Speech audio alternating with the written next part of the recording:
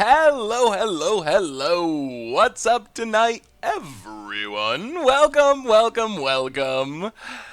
Chicken fajitas, weep for humanity. Autumn Shank, Super Will, Dragon Wiz, Diamond Sot, Blade Man. What's going on tonight, everyone? Did you have a wonderful weekend? A good Thanksgiving if you're here in the U.S. and celebrating? Good to be back. I missed everyone on Thursday. What's up, Shuka Play? Swooping Hawk. Still my favorite Twitch name to say. You gotta come every stream Swooping Hawk because I just love saying Swooping Hawk. Unseen Spectre for the 14th month in a row. Welcome back to the Fishbowl. Thank you for your subscription.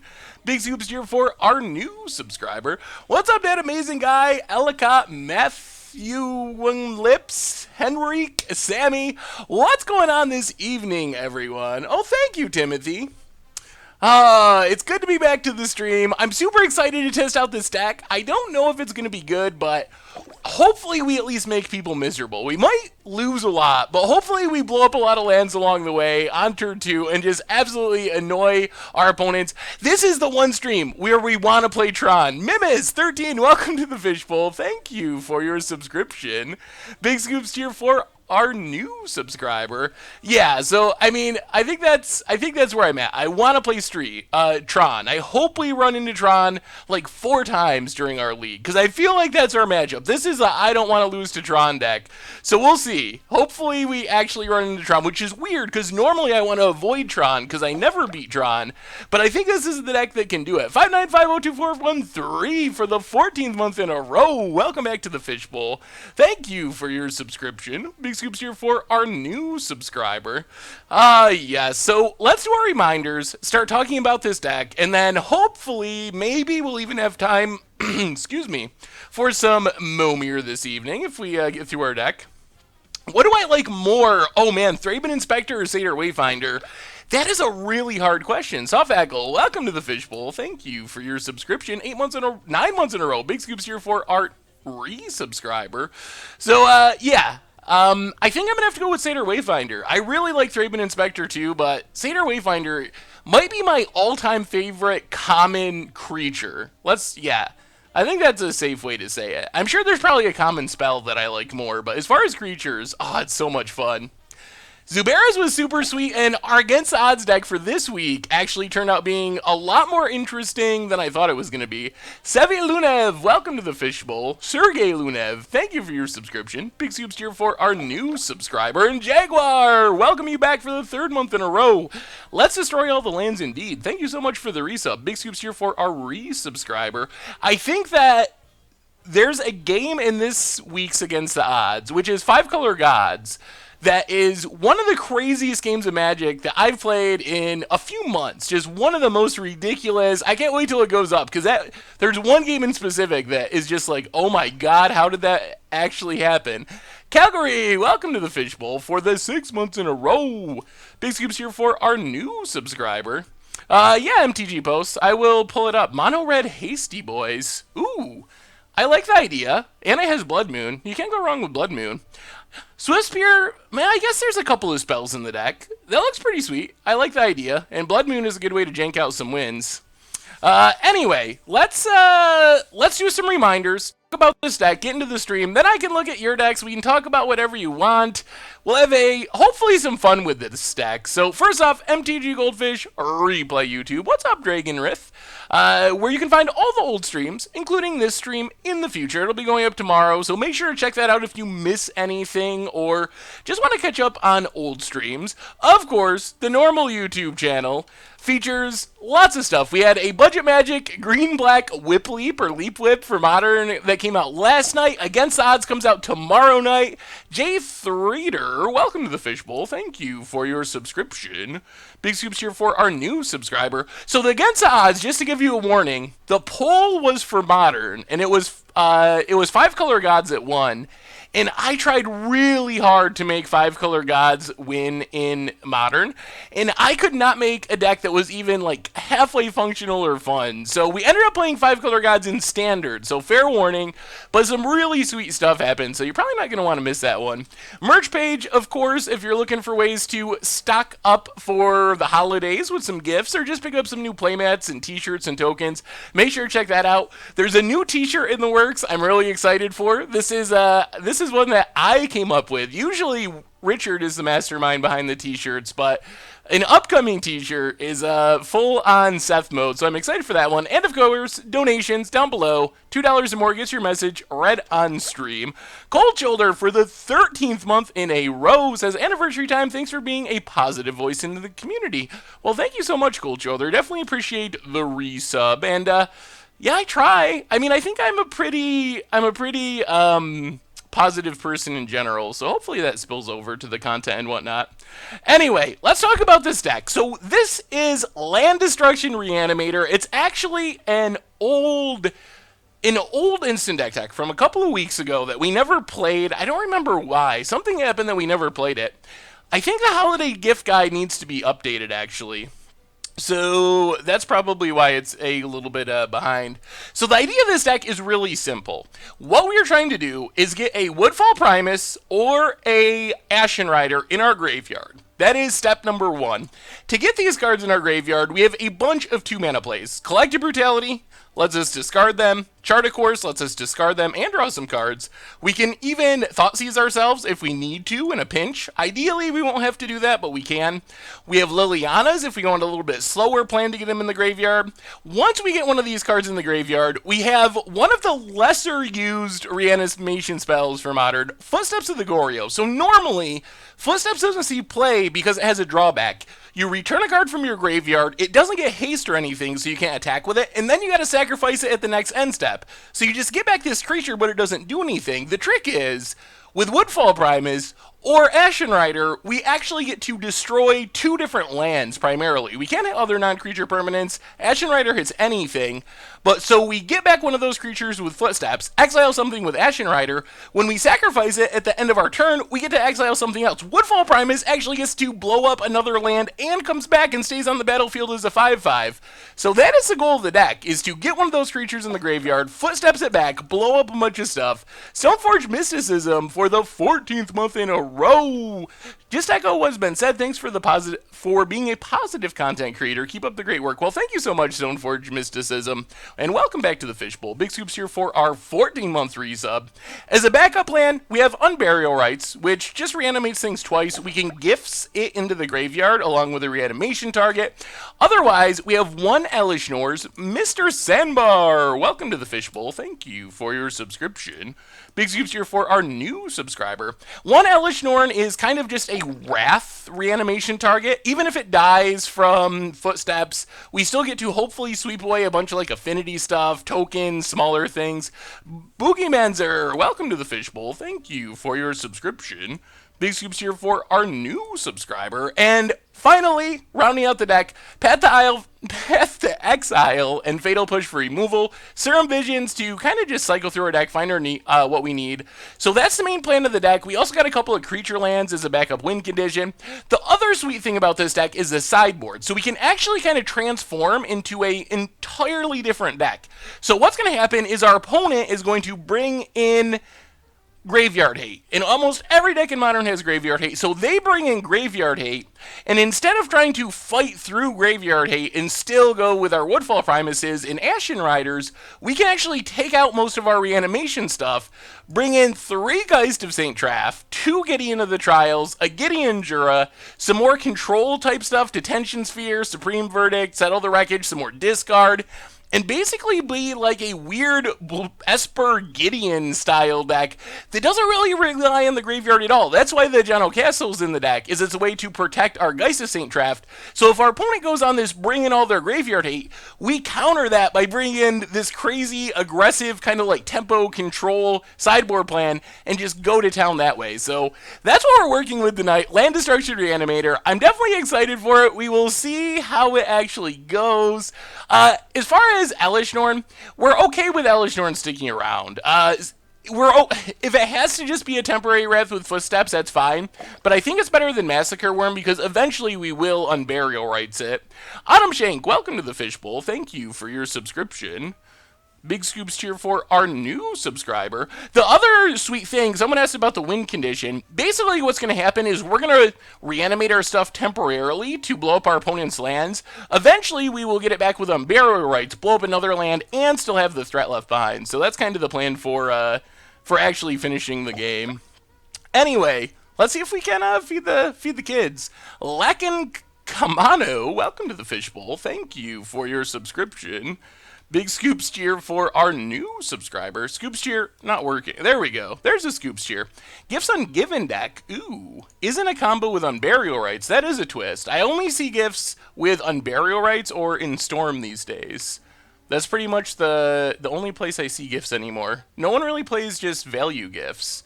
I think we'll just do a friendly Modern League. I did put Free Win Red back together again too, so I've been messing around with it. I actually ran through a league.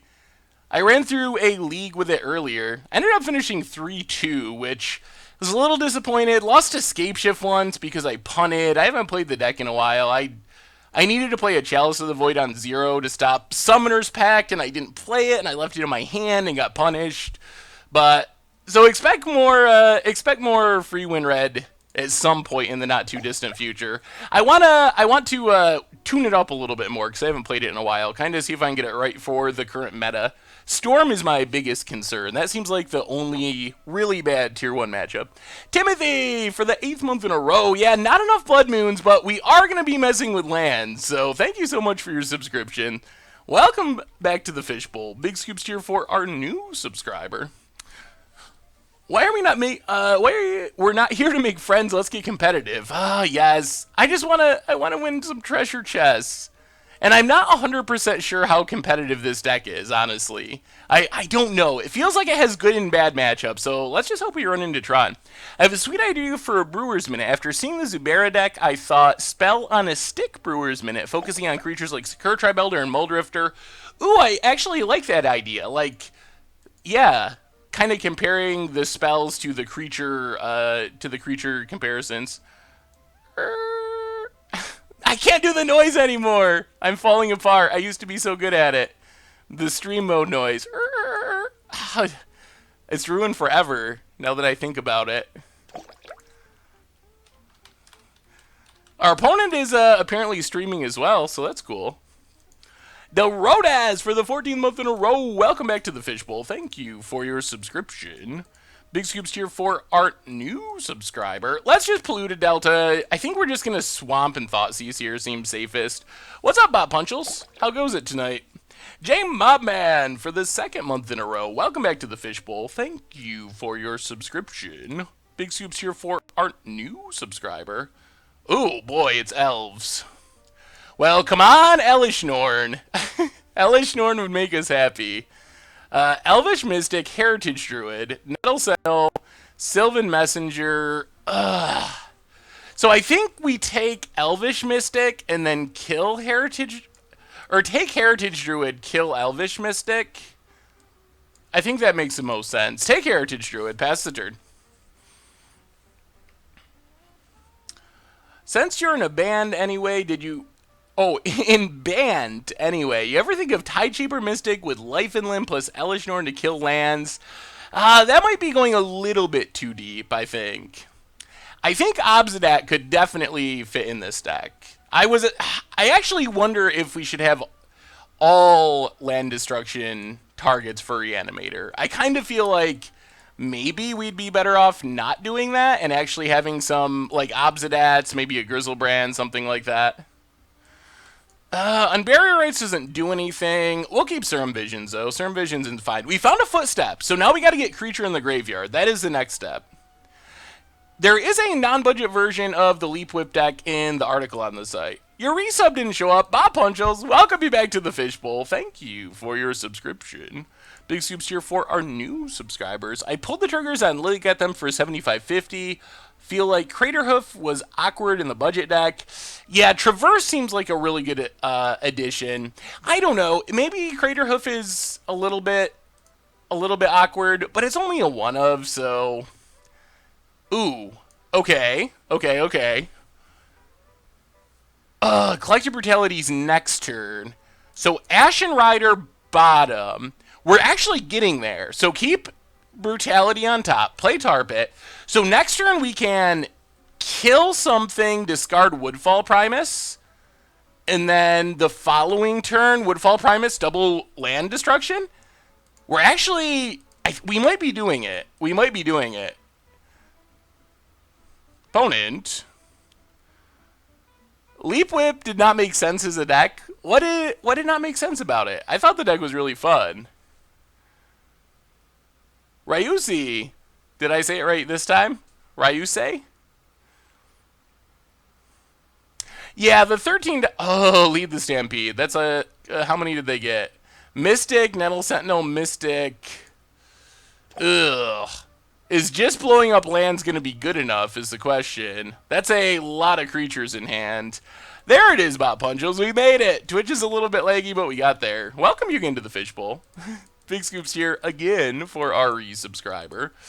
Well, let's Collective Brutality. I guess we just go 2 modes.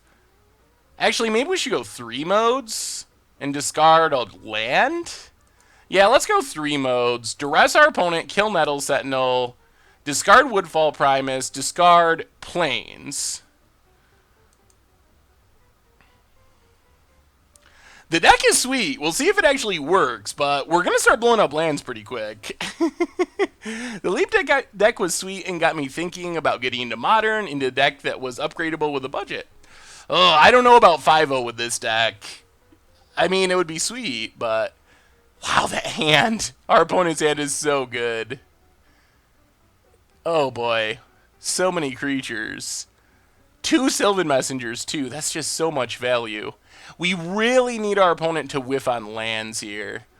Alright, so we drain, kill that, play Watery Grave, or just find Elish Norn. Those are the 2 things that would be good for us. The cutoff for budget is normally $100. That's the goal, is to keep it at $100. Yeah, I think it's arguable. Man, they drew a land too. It's arguable that we should be increasing the budget for Modern. Yeah, we're in trouble. We're in a lot of trouble. We draw a Godless Shrine, so we get to Footsteps back Woodfall Primus, but it doesn't actually help us much because our opponent has about 1,000,000 mana from their creatures.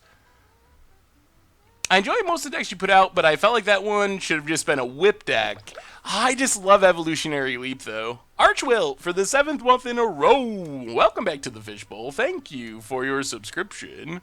Big Scoops here for our new subscriber. So blow up the black mana. Play the land. I don't know if we can actually get there because of this Archdruid making so much mana. Blow up the land. It's all about finding an Elish Norn somehow. Can we do budget minus land costs? I like that idea, and I think that's a really good idea for some people. The problem is there are some people that just don't have the lands, so it works for a decent amount of the people that watch Budget Magic, but not for everyone. So we've blown up 2 lands, but the Elvish Archdruid means our opponent can just accelerate so quickly. Do we have any sweepers in this deck? What's up, Sulfluffle?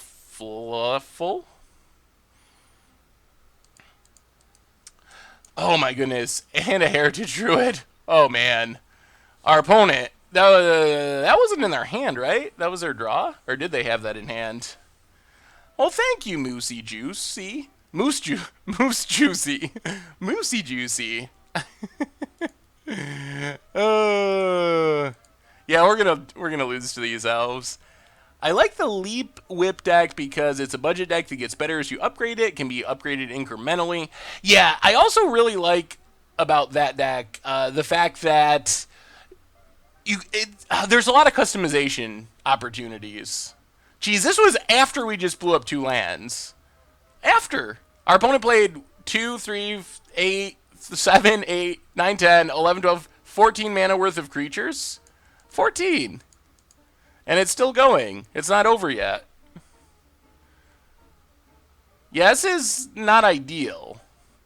I don't think we have anything in our main deck that actually does anything about this. Yeah, opponents, I think they know the deck from the deck text, so they probably know that getting swept isn't likely. Now Elish Norn wouldn't even do it. Not that we can actually Elish Norn here. And Azuri. And we draw an island, and we scoop it up. Yeah, this seems like this is the non-Tron matchup. Tron is the matchup we want to play with against. Elves is like the exact opposite. Although we do have a little bit of sideboard stuff we can bring in. I think Pandemonium Open the Vaults is a cool idea. Did we punt because we had to play against elves? We've never done Glittering Wish against the odds, but we could. I have seen some real decks or tier decks using it as well. Alright, so what do we want in this matchup? As sad as it sounds, we might have to go down... We might have to go down Woodfall Primuses. I'm just not sure that blowing up lands does anything in this matchup. I think Engineered Explosives is great. Supreme Will and Settle the Wreckage are probably decent. Path to Exile's probably necessary. Detention Sphere's probably fine. Inquisition's a little more hit or miss, but it's not bad. And even Gideon Jura could be like kind of okay. Yeah, the one Elish Norn's kind of funny. The numbers are a little weird in this deck. Also weird to like have no Ghost ads, Obsidats, no Grizzlebrands. Like, there's other reanimation targets that could be sweet. Because I think that Footsteps of the Gorio should work with Obsidat, right? Because you would stack the trigger so it gets exiled first. Kara Ashmore for the 8th month in a row. Anything that plays Gifts and Umbarioids and Elish Nords is godly in my books. Good luck. Well, thank you for the resub, Kira. Welcome back to the Fishbowl. Big scoops here for our new subscriber. Let me take a look, Lalu. Oketra's Angels. Ooh, kind of like a big white monument deck. I like it. A mono white monument is a potentially powerful deck. All right, what are we taking out? I think we got to go down Woodfall Primus, unfortunately. Go down Woodfall Primus. I guess we don't have to bring in Inquisition. It might not be that good. Explosives, Elish Norn. The problem is now we don't have that many reanimation targets when we're sideboarding like this. So maybe we go down in Unburial Rites and just try it like this. Reality Smasher for the 2nd month in a row. Welcome back to the Fishbowl. Thank you for your subscription. Big scoops here for our new subscriber. I think Liliana's fine. I mean, it's not insane, but it kills something. Should we be taking it out? Well, let's see. Okay, we can try this. We got our gifts to set up not Elish Norn, because Elish Norn is in our hand, but we get to Flooded Strand, crack Flooded Strand. We can always discard Elish Norn to Collective Brutality, get Watery Grave, and we have our Engineered Explosives, which is good. Oh, no. Oh, no! Alright, keep Serum Visions. I figured Serum Visions would take care of our land problems, but now we're in serious trouble. What's up, awesome dude? That's not ideal. Starfield is a must in the God deck. Your gods can recur if sacked. Indestructible. So we get Serum Visions. We gotta hit a land here. Land, please?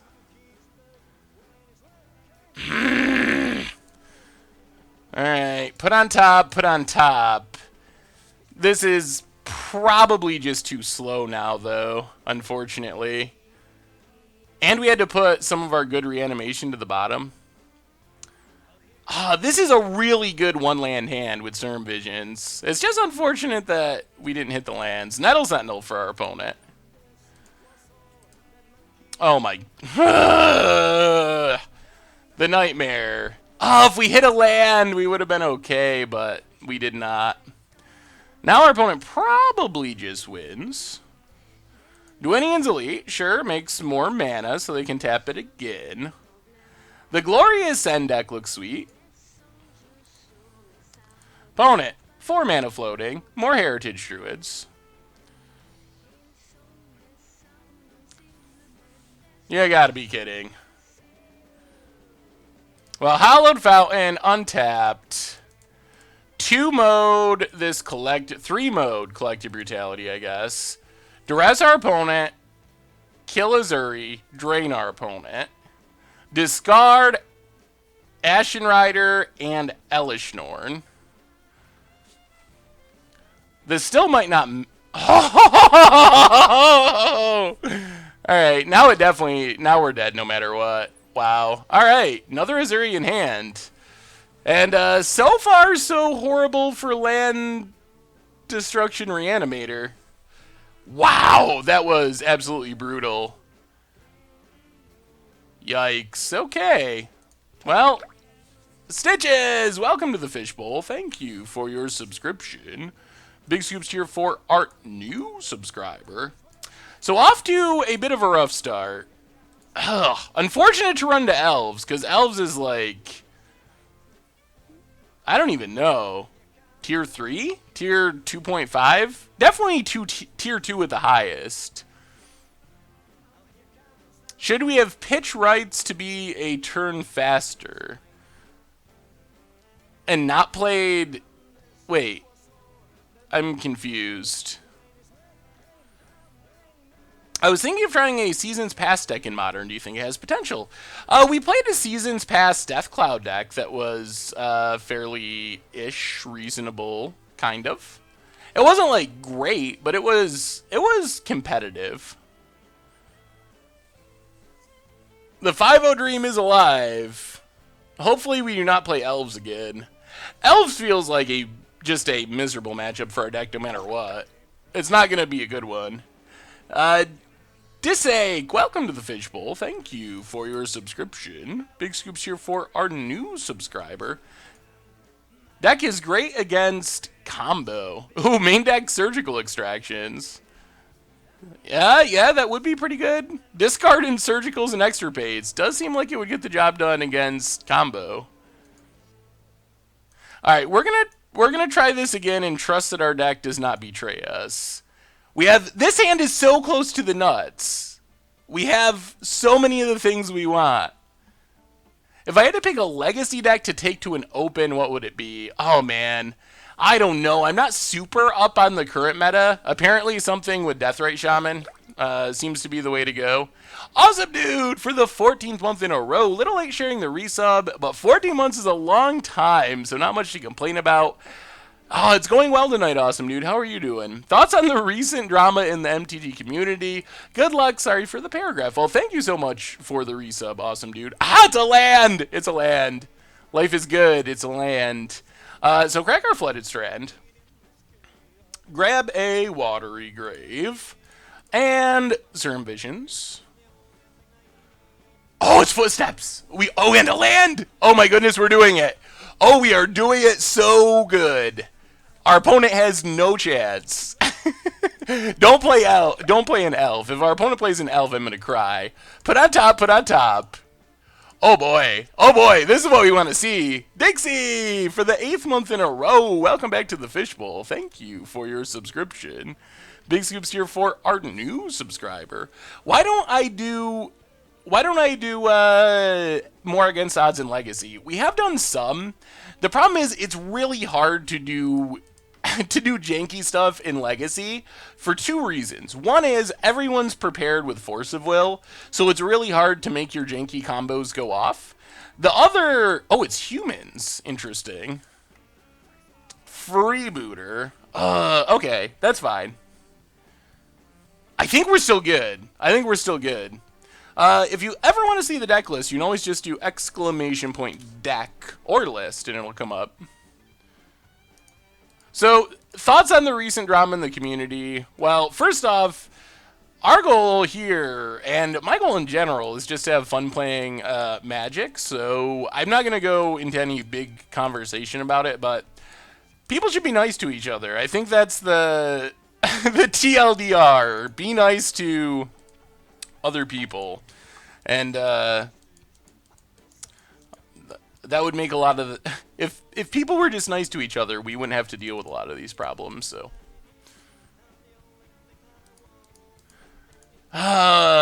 Do we just kill this and discard Woodfall? That's probably best. We know we're drawing a land next turn. Yeah, let's just do it. So, 3 modes? What else would we discard? Unburial Rights? Yeah, let's 3 mode it. So, Duress, kill, drain. Discard Woodfall Primus. Discard Unburial Rights. Oh man, this is so good. Reflector Mage and Mantis Rider. Alright, so as long as we don't literally lose to Mantis Rider, we're good. We go up to 17. Get back Footsteps. Pass the turn. Our opponent is not going to have lands, I can tell you that. As long as we don't die to this Mantis Rider. Oh, and... Oh, you gotta be kidding. Really? Really, opponent? Off the top? Oh, what a nightmare. Flooded Strand. Oh, no. Crack Flooded Strand. Get an island. Chart a course. That's ridiculous. Oh, no. And we whiff on lands? Oh.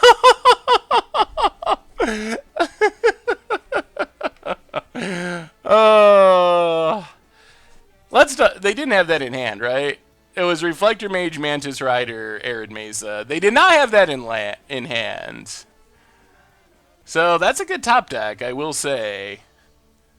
And now we might actually just be in trouble. If we don't just draw a land here, we draw a tap land, we can't reanimate. We're dropping to 11. We draw. Alright, it is a Drowned Catacomb, so Footsteps back Woodfall Primus. We'll see. We'll see if this is enough. Woodfall Primus comes back. Blow up Cavern of Souls. Pass the turn. Woodfall Primus dies. Man, if they just draw land and are able to Reflector Mage, that would still be pretty bad. Pass the turn. This is the new human deck, indeed.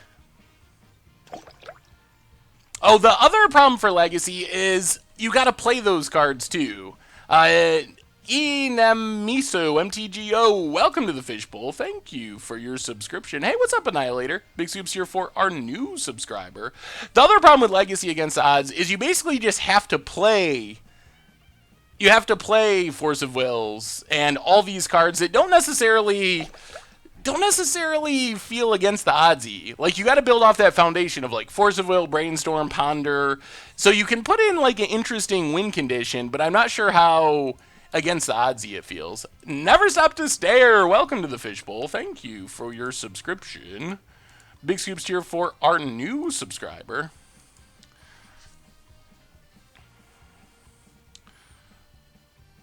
Well, play a John O'Castle. Pass the turn. We have to gifts for Elishnorn. Tell me you don't hit Reflector Mage.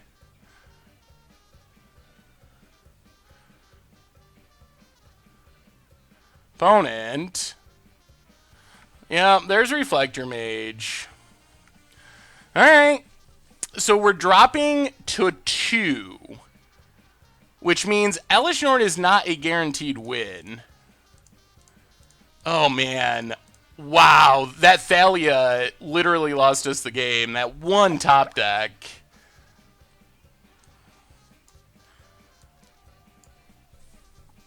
What can we do? With or without a plan, welcome to the Fishbowl. Thank you for your subscription. Big Scoops here for our new subscriber. Well, if you only tutor for 2 cards, you get to put them directly in the graveyard. That's kind of the trick of the matter. For us to see, welcome to the Fishbowl. Thank you for your subscription. Big Scoops here for our new subscriber. Yeah, I think that's all we can do. Ashen Rider, Elishnorn. So we get back Elishnorn. Put our opponent down to a 1-1 Mantis Rider. Drop to 1. Assuming they can't do anything. And then get back Ashen Rider to get rid of the Mantis Rider. That's got to be it. $5 donation. Oh my goodness. Thank you, GG Easy Bar. Let me pull this up on Streamlabs so I can actually read it and not read on the small stream. Yeah, we're going to do that. So Elish Norn, Ashen Rider. So yeah, there's a trick with Gifts Ungiven. If you search for 2 or less cards and fail to find the rest, those 2 automatically go to the graveyard. So that is what we're going to do here to make sure they go to the graveyard. So we drop to 2. Untap. Thoughtseize dead card. I will get to the donation in just one super quick second. Get back our Elish Norn. This also puts our opponent down to mana, which is helpful. Pass the turn. If our opponent goes land Mantis Rider, that would be the saddest of sad things. Land. Opponent. Gonna get in for 1. Alright, so our donation from GG Easy Bar. Started watching your content a lot after seeing that awesome modern Masters giant baiting deck. Wondered if you ever thought about trying to do a legit as possible constructed deck around a card. Bramblewood, Paragon, and token multiplying, maybe. Ooh, I have not really thought about building a giant baiting deck, but I think that giant baiting could be a sweet against the odds episode. Thank you so much for the donation, by the way. I'll definitely try to add that to a future against the odds poll, because that does sound pretty sweet. Alright, so now we can't Thoughtseize. Let's Serum Visions. Yeah, let's Serum Visions, I think. Ooh, another Footsteps? Holy! Alright, we will keep Footsteps. Land to the bottom. Footsteps to the top. Play Gaia Reach Sanitarium. 1. Oh my goodness, we're gonna do it. I think we're getting there, even after that draw. Footsteps back, Ashen Rider. Ashen Rider... the Mantis Rider. Get in with Elish Norn. Chart a course. Ooh, Collective Brutality is good too. Ashen Rider goes away. We will... I think we gotta hit a land so we don't die to a Mantis Rider. Pass the turn. If we make it one more turn, we get to do it again. Land. Opponent. Passing. Oh, we're doing it. Annihilator. Welcome to the Fishbowl. Thank you for your subscription. Big scoops here for our new subscriber. Yeah, so let's just do it. Let's run it back, I guess. Actually, let's Serum Visions first. See what we draw. We do not want Thoughtseize. Fatal Push, I think, is unnecessary since we just drew one. And now we can Collective Brutality. 2 modes.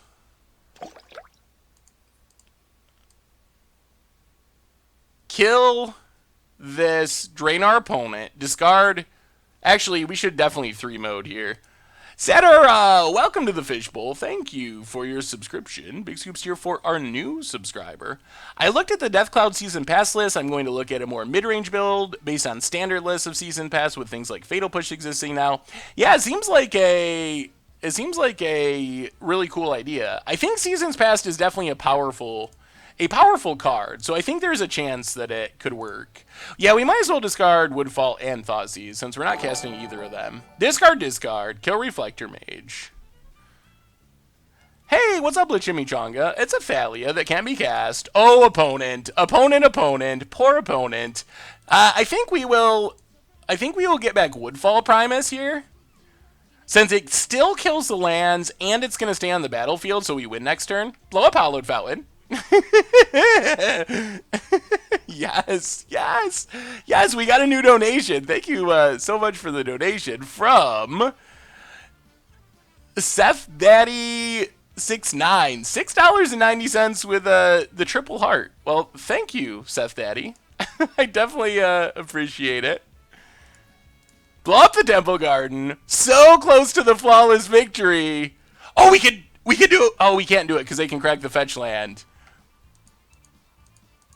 Yeah, we'll just kill them. We could try to blow up their last land, but we'll be respectful. Not gonna rub it in. Thank you for the donation. Definitely appreciate it.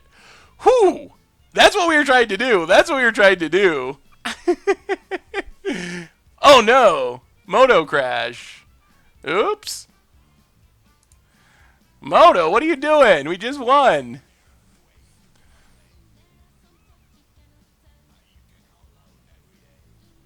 Alright, hang on. Moto reloading. We didn't even do anything to make Moto sad. Yeah, they were pretty, oh, you don't want to see me stream PlayerUnknown Battleground. I'm pretty confident of that. I haven't played in a little while, but I don't think I would be an entertaining PlayerUnknown Battleground streamer. I really don't. Alright, Moto. Oh man, watch us not have won there. Yeah, we ruined it. We ruined it somehow. I'll probably stream it at some point. Maybe on my personal Twitch channel instead of the Goldfish channel.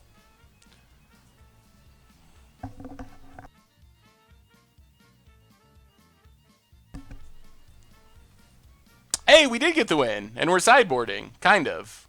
Maybe. If our cards appear. We might be sideboarding. Alright, we're sideboarding. Got there. So what do we want against humans? Hey, password twins, Victor. All asterisks. Probably Supreme Verdict and Settle the Wreckage. Path to Exile and Engineered Explosives. What do we go down to make this work is a better question. Maybe go down the Thought Seizes, seem a little slow on the draw. I mean, we have all these Collective Brutalities, which isn't the same as a Thought Seize, but it still kinda does it. What else can we cut? We're gonna run out of time. $10 donation from 595-02413. Seth always loves to try and infect, but Seth is a human assassin. Assassin is one of the most played tier 1 decks.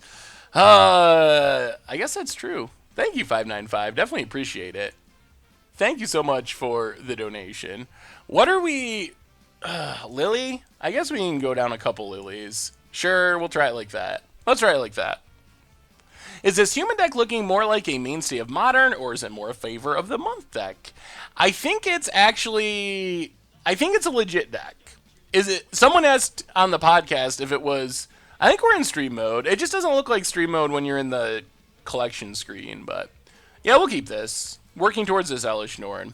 Someone asked me if humans was the best deck in Modern. We're in stream mode, aren't we? I'm confused. The Mike Arnold for the 12th month in a row. Welcome back to the Fishbowl. Thank you for your subscription. Big scoops tier for our subscriber. All right, opponent's got champion.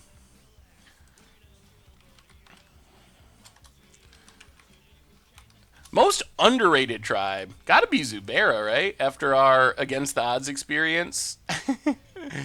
Let's just Island and Serum Visions. Get things set up for the future. Next turn we can collect your Brutality if we need to. Ooh, okay. A Jono Castle bottom. We will keep Footsteps on top. Now we just need to get things in the graveyard. Snoogie Poe, welcome to the Fishbowl. Thank you for your subscription. Big scoops here for our new subscriber. Yeah, Zubera was pretty awesome. That was a surprisingly fun deck. Way better than I thought it would be. Opponent cracks. Yeah, I think the stream mode looks weird during sideboarding because there's no chat. The idea is to have the overlay go right over the chat box, but there's no chat when you're sideboarding. Budget Zubera is challenging because of the mana. I'm not sure how to make budget 5-color Zubera mana work. Zubera are a little bit like slivers. Opponent names Collective Brutality. Alright, that's probably a good name. We can still path. Now we might have to... Ugh, that's actually awkward. So we draw Reanimation. Well, let's Serum Visions. Ooh, Settle the Wreckage too. And the Chart the Course. Chart A Course.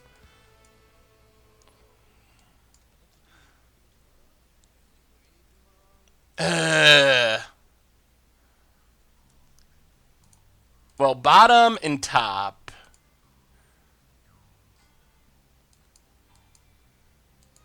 Play Flooded Strand. Yeah, we should have cracked the fetch first, I think.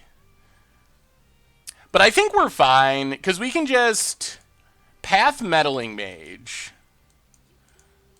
Alright, we gotta... Huh.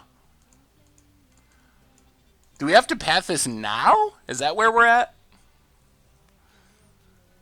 Modern going back a few sets and starting with Invasion. Yeah, I guess we gotta do this now. So get a Plains... Path Meddling Mage, because they'll probably name Path. So I think we have to do it now, even though now they just name Collective Brutality again. And now we can't discard our stuff. So I guess we're hoping for a land? Or maybe they name Path now that they've seen Path, but that seems unlikely.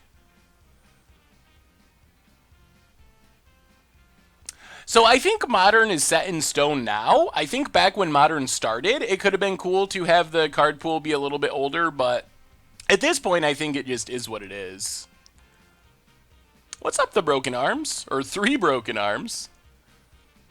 You should play more Magic. It's a pretty sweet game. Hey, thank you, Efrenados. Jono Castle's in the deck for Geist of St. Traft in the sideboard. Gets in with Champion. Oh, name's Footsteps. Okay. Woodfall Primus. So, Drowned Catacombs, Collective Brutality. We're going all the way. 3 modes. Hit our opponent. Hit Meddling Mage. Hit our opponent. Discard Woodfall Primus and Ashen Rider. Ugh. More metal. Oh, triple Meddling Mage draw. Ugh. Ugh. That's not good. Now they can name Footsteps again? IMA draft on the Thursday stream. We got to do that at some point. Possibly. Possibly. What's going to be banned next in any format? Attune with Ether in Standard. And probably, I'm going to say Attune in Standard. Same announcement. Banning of something from Storm in Modern. Ugh, now we're gonna die. I think we're actually just literally dead. We need to hit a land there and we would have won. We were gonna end up 1 land short.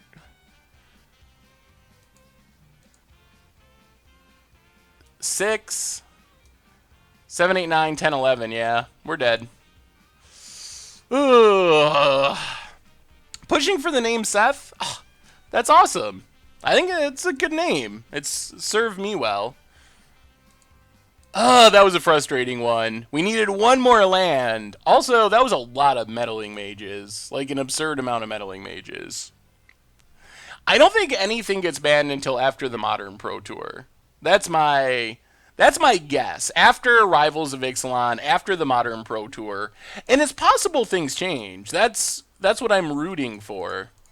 Well, we're going to keep this and give it a shot. We got our combo. We got to trust our Serum Visions. We have 2 Serum Visions, so we should get there. Flooded Strand, crack Flooded Strand.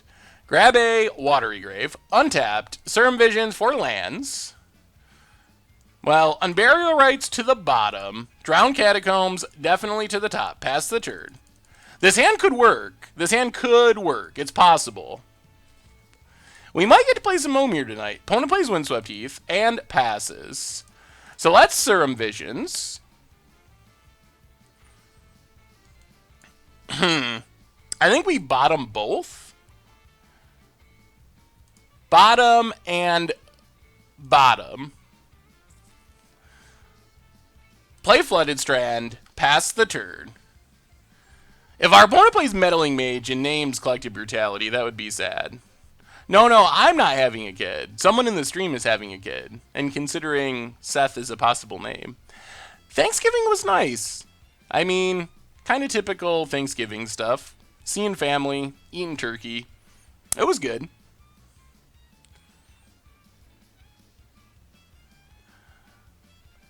So Footsteps is actually the ideal reanimation spell for this deck, since it gives us double triggers with our Woodfall Primuses and whatnot. There's Meddling Mage. What is our opponent name?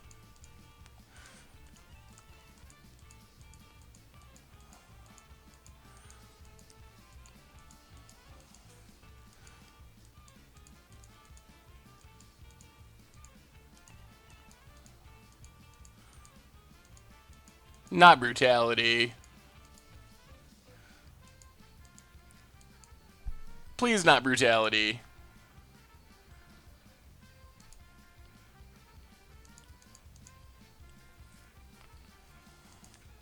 Name's Liliana. Okay. Liliana's a fine name. I am okay with that. So let's untap. Gifts Ungiven. We'll play Drown Catacombs. Collective Brutality, 3 modes, Duress, Kill, Drain. Discard 2 Primuses. Another Meddling Mage! Always with the Meddling Mages, this opponent. Alright. Pass the turn. Oh, they've drawn 5 Meddling Mages in Games 2 and Games 3. Well, now we need to draw land. Meddling Mage, of course. I'm sure they named Footsteps. Yes, they named Footsteps. Land, please? That works. Ajano Castle, pass the turn. So now I think we're pretty good. Because now we can gifts for Elishnorn on Burial Rites, and that's a pretty big game. The deck is sweet. I'm still not sure how good it is, but it's certainly sweet. Our opponents played their deck and their Meddling Mages very well. I will give them credit. Thalia. Alright, well, I guess we gotta do this now. Crack Flooded Strand. Grab an Plains. Alright, chat. You gotta help me, chat. So, we have 2 paths here, and we gotta decide which one is best. Path 1 is to gifts for 4 lands and Supreme Verdict next turn and Goryo's Vengeance the following turn. Path 2 is just to get Elishnorn on Burial Rites, but if we don't draw a land, we could just die because they'll have a Thalia out. I'm kind of leaning towards the land plan, actually.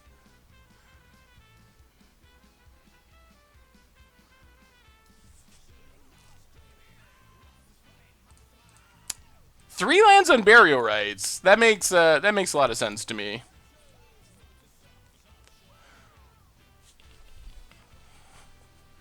So we will take Swamp,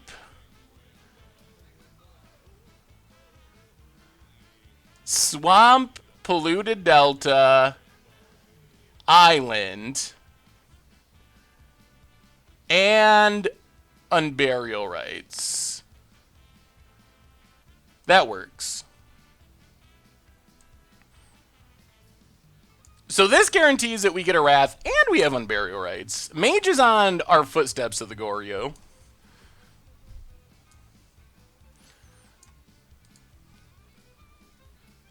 And our opponent does not know about the Wrath. Alright. There's Thalia. Man, hopefully they didn't draw a Kite Sail. That would be super obnoxious.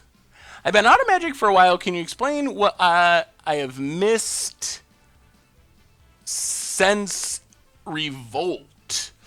Since Ether Revolt, I assume? Since Ether Revolt, what have you missed?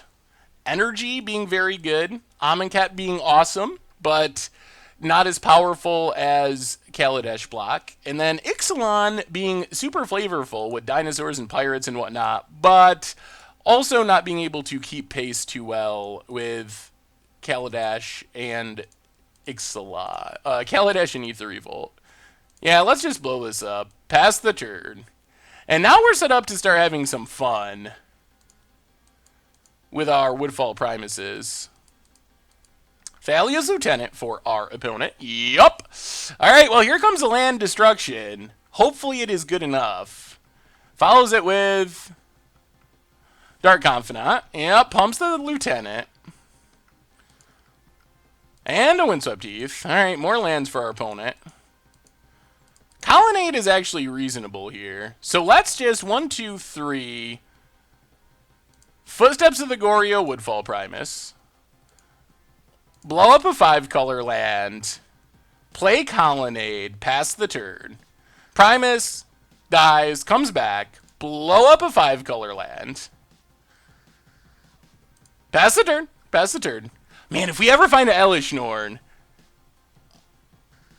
what do you think about if they ban Storm? Do you think they hit some other cards along with it?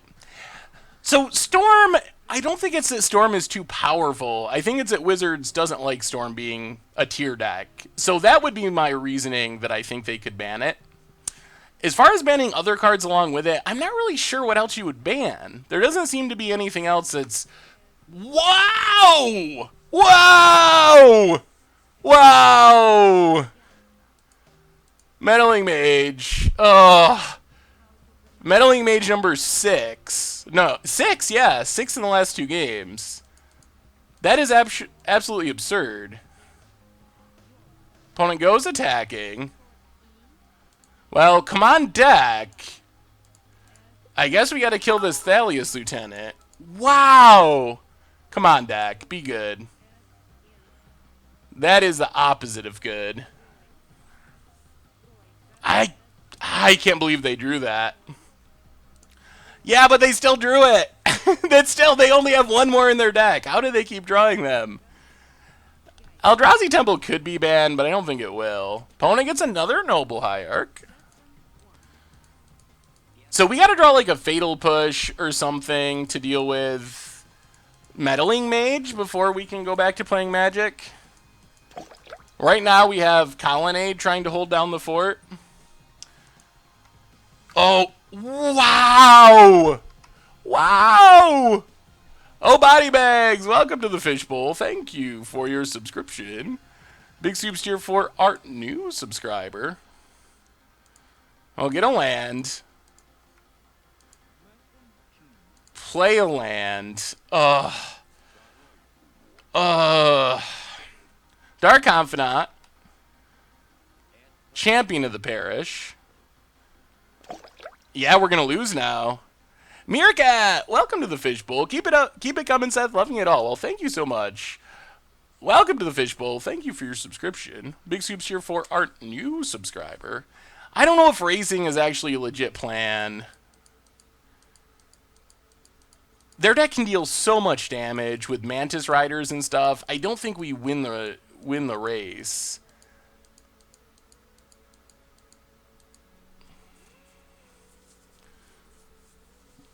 We could just draw our Elish Norn.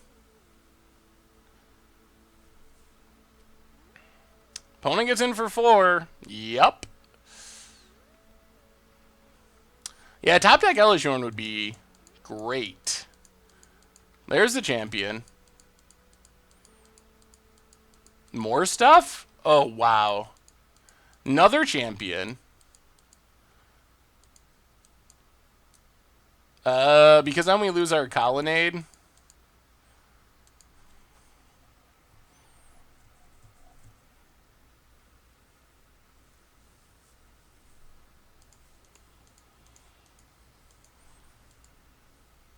We would have lost our Colonnade for a 2... Ugh. Yeah, okay. I guess we should have blocked. Good call, good call. Wow. Alright. Yes, I should have blocked. Fair. Fair point. For some reason, I wasn't thinking our opponent would give up their Meddling Mage, and I just wasn't even considering that. Opponent gets in with champion for 4.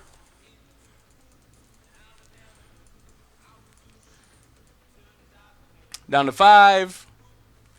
Chart a course. Yeah, we're pretty dead. Tweaker, welcome to the Fishbowl. Thank you for your subscription. Big soups here for our new subscriber. There's Brutality. Discard on Burial Rites. Yeah, we're still just dead, unfortunately.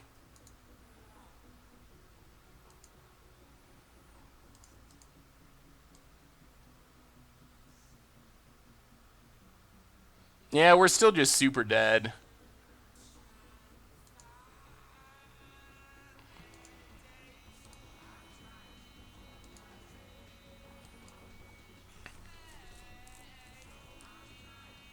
Because I don't think we can get a basic land here. Yeah,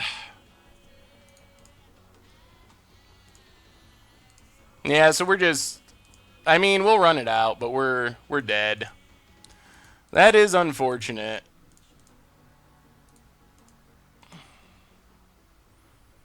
Woodfall Primus is not really a game-winning target here. So if our opponent has a human, we're dead. I mean, if they have a human, we're just dead on board. It's a Fiend Hunter. And that does it. Oh, boy. That doesn't get us there, though. We just die on board. Yup. Well, that was not ideal. Yeah, this deck wants to play against things like Tron and Control, not against aggro decks with Ether Vial and Mana Dorks. That kind of defeats the entire purpose of the deck.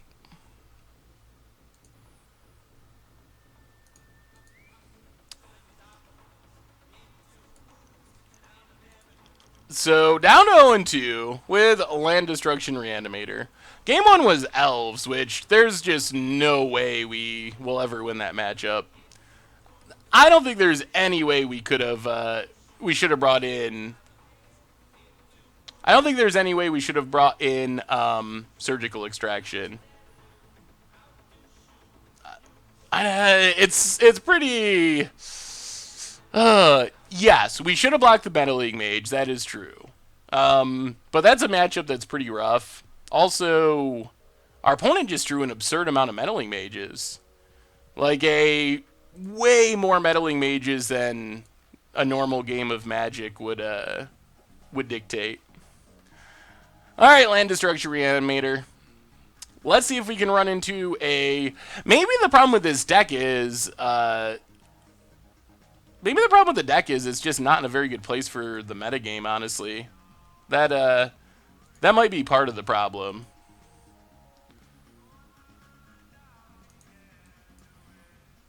Match 1 we lost to Elves, which this deck will... I don't think this deck will ever beat Elves. It's probably like 90-10 in Elves' favor. Because blowing up lands just doesn't do anything against Elves. Alright, well this hand looks fine. I mean, this hand looks fine for our plan of Woodfall Primusing. We have a Woodfall Primus to get in our graveyard with Collective Brutality. So we'll see. We need to find a reanimation spell. That's a big thing. There's a Gifts. Well, let's play the Island and Serum Visions. I think we just put both of these to the bottom. Yeah, bottom and bottom. We're basically just digging for footsteps. That's the only card we're really looking for. Yeah. I'm guessing our opponent's playing like a control, red-white control, something like that.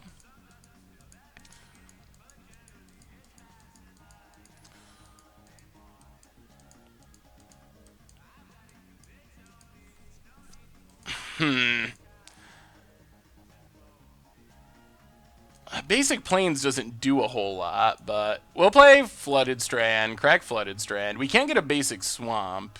We will get our basic Plains just in case. Chart a Course. Come on, footsteps. We really need a footsteps. Yikes. Double Ashen Rider. Well, we'll discard... I guess well, we can actually cast Ashen Riders. Let's discard Woodfall Primus. Pass the turn. It's not impossible that we hardcast an Ashen Rider. It's not likely, but... if our opponent manages to drop a Blood Moon here, we're actually in pretty bad shape. And that looks like that's what's going to happen. Because we don't have black mana. There's a Blood Moon. Yeah, this is going to be a rough one. We have 2 swamps in our deck. Well, let's chart a course. Discard Woodfall Primus. Play Watery Grave. Pass the turn. This is a land destruction reanimator deck that was one of our... oh, man. Yeah, and I think we're just done. We draw more Woodfall Primuses, play Drowned Catacombs, pass the turn. Champion of Wits is a bit slow for... yeah, we can't even cast a Gifts anymore. Another Blood Moon. We draw Swamp. Card we can't cast. Play Godless Shrine, pass the turn. Opponent's playing red-white Blood Moon, basically. Red-white control. So this is the problem we're going to have here is our opponent's going to have a ton of graveyard hate to bring in. Also, we're going to lose all of our lands this turn, 2 turns. Fatal Push, can't cast it. Pass the turn. I have no idea who Casey Miller or Brendan Peck are. Yeah, I don't know. Not having much faith in this deck, honestly. Alright, pass the turn. Discard Elish Norn. Yeah, Johnny's been pretty good here. Opponent taps down the island.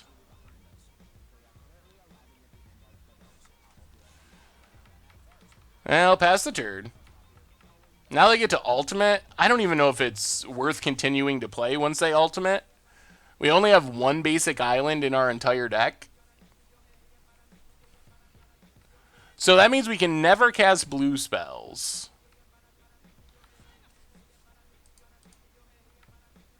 Pass the turn.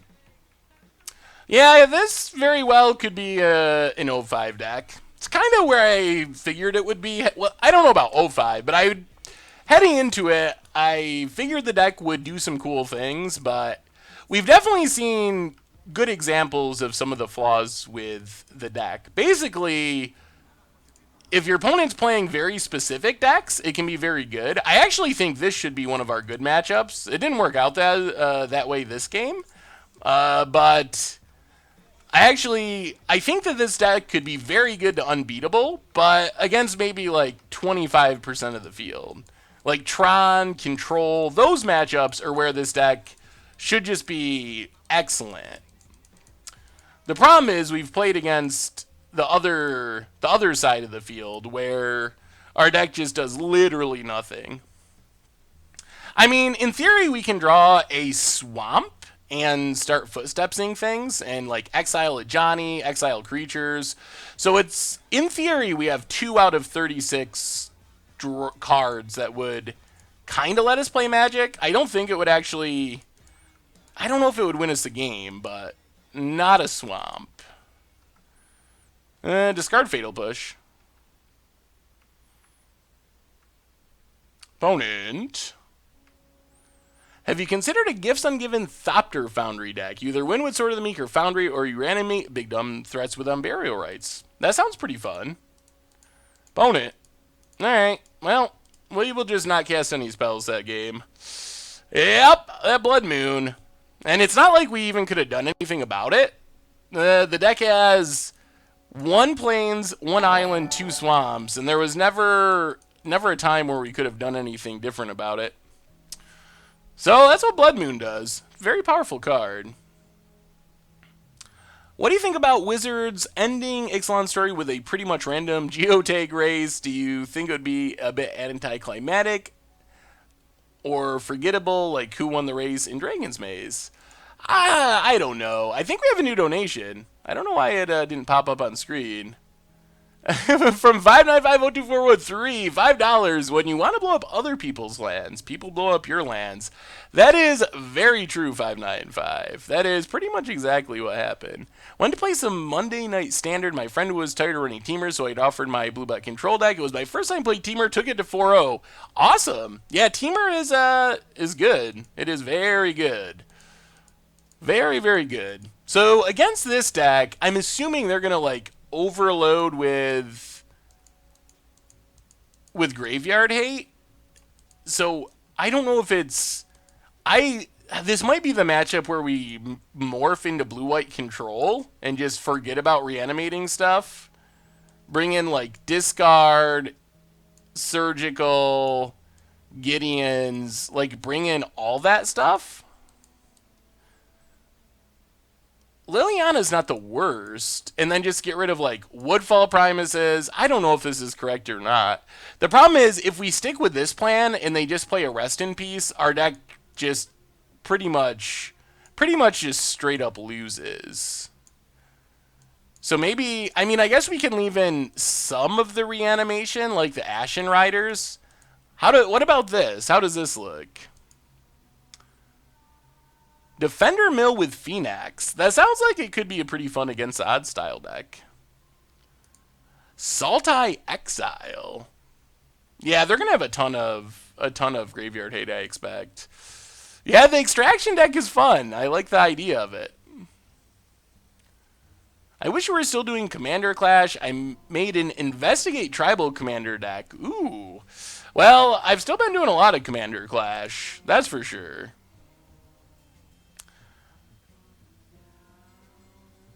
Yeah, we could maybe cut even more Graveyard Hate. The problem is we can't really bring in our Wrath and Removal in this matchup. Alright, this looks fine. We have turn 1 Thoughtseize, which is good. Are we going to play Gideon, or are we going to... I guess we just get a Swamp. That's probably the safest. To play around Blood Moons. So just get a Swamp. We might not cast Gideon for a while, but whatever. Thoughtseize our opponent. Should do another Dino deck on stream. We definitely will. A Johnny Gideon and Simian Spirit Guide. Alright. I guess we just take Spirit Guide? Taking the other cards don't really do anything. Pass the turn. Long-time listener, first-time chatter, I'm the dude who's making a push for you to break Dingus Egg on Twitter. We played a Dingus Egg against the odds deck a long time ago. But it could be time to revisit it at some point. I don't know if Engineered Explosives is that good here. Maybe it's fine as a one-of. What do you think of One Tick Commander? I've made a deck for myself and playing it in the normal rooms. It sounds like a really fun budget format. I like the idea of it. I've never tried to build a deck in that format, so I don't really know exactly how it plays, but... Yeah, I'm trying to think of the... I don't think Dingus Egg was the namesake card. I'm trying to think of what the card was. But Dingus Egg was our finisher. How should I try and get into the MTG YouTube scene? I would just start making videos and networking with people as much as you can. I think that's the easiest thing to do. So just start like getting your content out there and as much as you can on social media and things like that. Just trying to network and meet other content producers, maybe do some collaborations and stuff. Alright, Charted Cores. We could just find an Ashen Rider, which would be insane. We're going to discard Gideon for now, since it's a bit slow, and pass the turn. Surgical, it is close to strictly better, but I'm not sure that it's enough of a difference that you should... I don't know. It is significantly better. There's no doubt about that. Let's play Liliana. Take up Liliana. I think we just pitch Brutality for now. Yeah, pitch Brutality. Man, I'd love to draw an Ashen Rider. If we draw an Ashen Rider, we probably can just win. Pass the turn. Building my first modern deck, I'm going to try Mono Red Tribal Goblins. Ooh, we played a Budget Magic Mono Red Goblins. So maybe keep... Wow, opponent found another Spirit Guide. Okay. So maybe check that out. I think that might be a good place to start. Taps down a land, which is annoying. Watery Grave.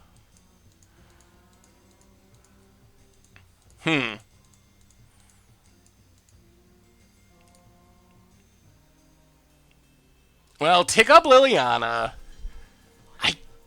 What are we discarding? How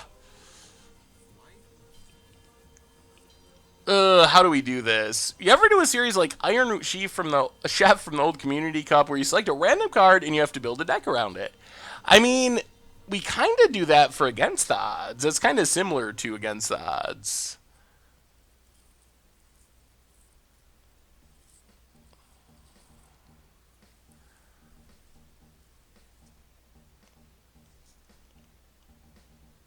The problem is they tap down our land.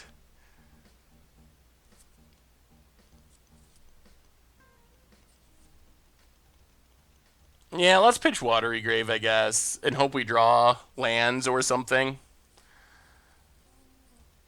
I'm worried about this Gifts is what I'm thinking about. But we got to make our opponent discard, because we got to try to get them out of not able to cast this Gideon. Pass the turn.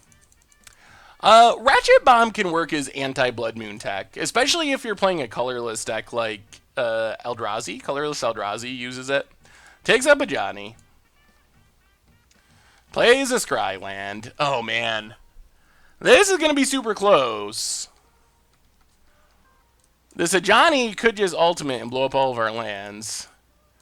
Geist that we can't cast, so tick up Liliana.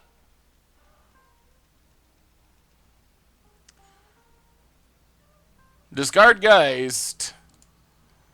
Opponent Scry to the top. Rest in peace down. So I'm assuming they kept a land and they're just going to land Gideon and then we're kind of in trouble. Yep, there's the land. Man, Ashen Rider would be so good. It would be so good. Here comes Gideon. Opponent's going to tick down a Johnny, I bet. To hit Liliana. Yep, ticks up Gideon. Come on, Ashen Rider. Off the top. One time. One time. You could do it. You could do it. Chart of Course.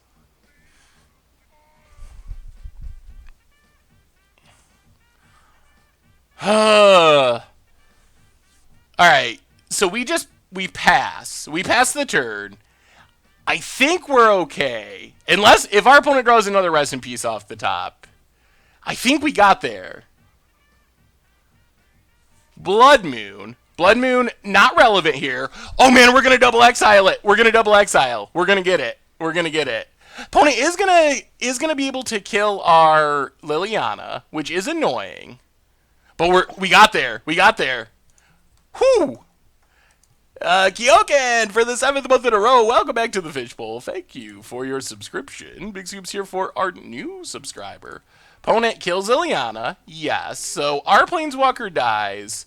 Good news for us is our opponent's Planeswalkers are going to die. So gifts ungiven.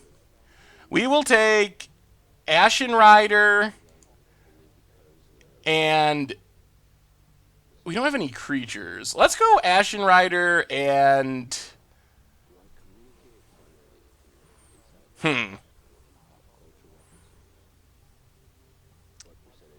anything else worth taking?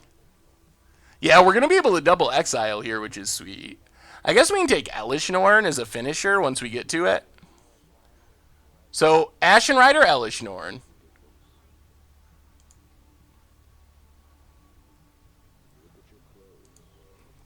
In the graveyard. Untap. Put an end. Ooh, Surgical too. So, Footsteps on Ashen Rider. Ashen Rider coming back. Oh, this is so good. This is what we've been trying to do. Why is our opponent tapping mana? All right, Ashen Rider comes back. We exile a Johnny Vengeant. Go to the end of our turn. Ashen Rider dies. Exile Gideon. Oh, 2 for 0. 0. And now we can, maybe we just surgical rest in peace. I think we're going to. Let's surgical rest in peace. Get rid of that problem. And we get to see our opponent's deck. Opponent, Emrakul, Elspeth, 3 Gideons, 4 Nahiris. No more graveyard hate. And 1 more Ajani. Alright, well those are the things we gotta worry about is more planeswalkers coming. Hopefully our opponent does not draw one of them. Alright. Graveyard hate down. We do have Charticores too to find more action. Pass the turn, pass the turn.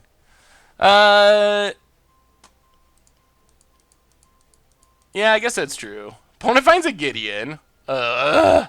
Okay. Opponent makes an emblem.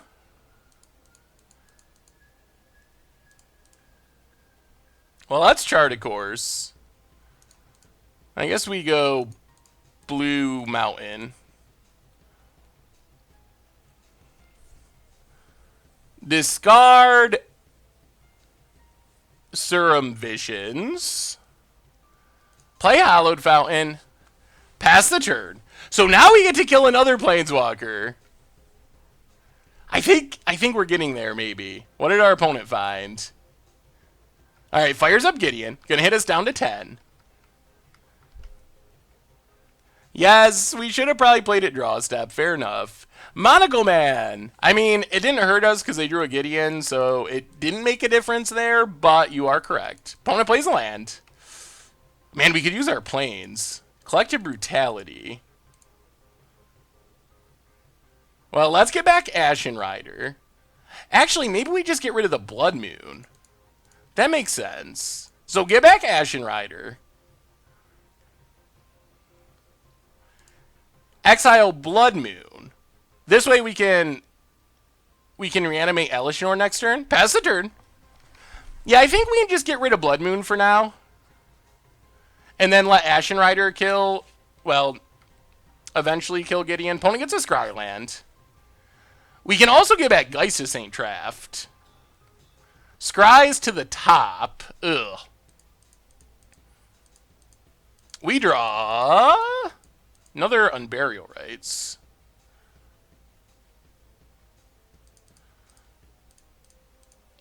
Well, let's Unburial Rites Geist. I think. Yeah, let's get Geist. Because that can't be targeted by Gideon. Pass the turn. Oh, wow, it's actually working. Opponent draws something that they left on top. Can it beat a Geist? Takes up on Rider. Yup.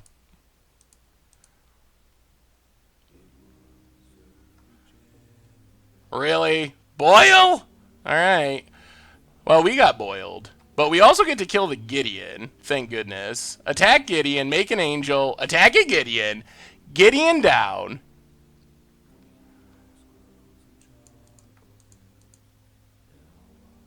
Play Polluted Delta. Pass the turn. I feel like we're in pretty good shape. Opponent passing. Alright, crack this. Get a Hallowed Fountain. Tapped.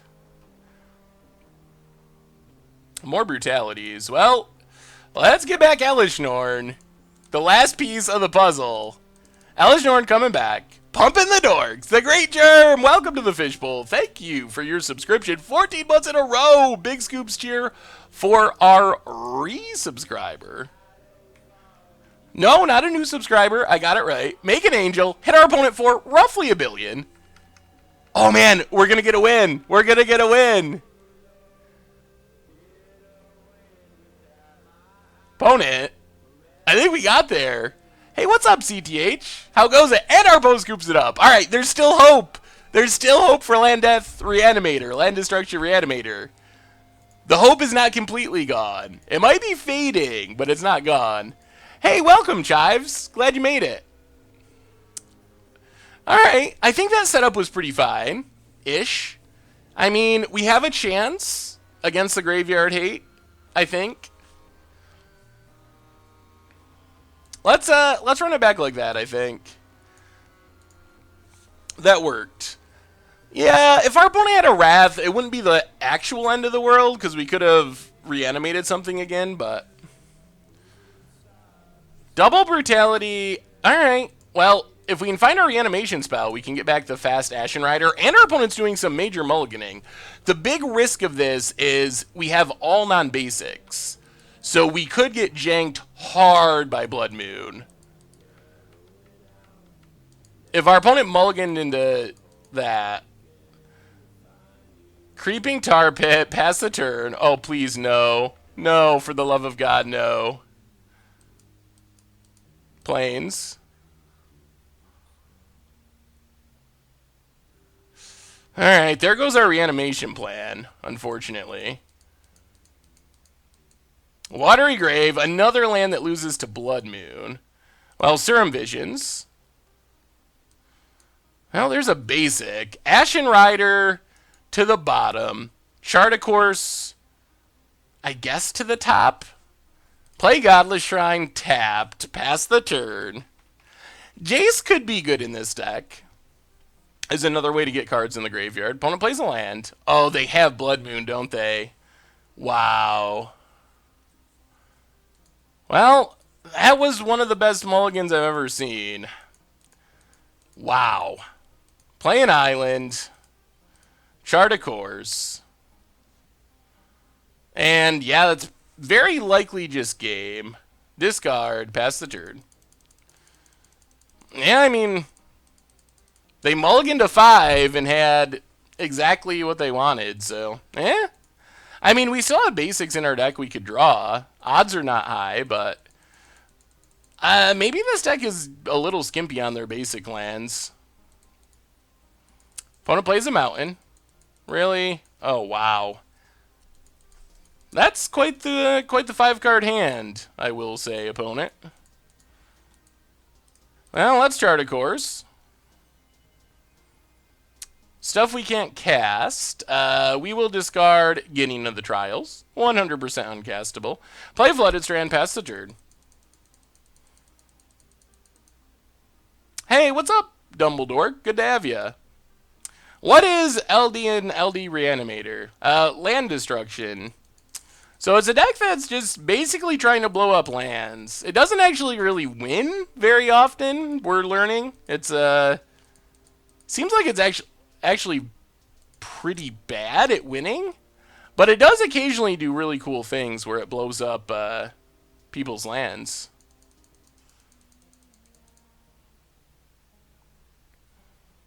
Opponent. I mean, the problem is we couldn't engineered explosives a Blood Moon anyway, because once a Blood Moon's down, we don't have enough colors of mana. So I think that's the problem with using engineered explosives as a Blood Moon answer. Wow!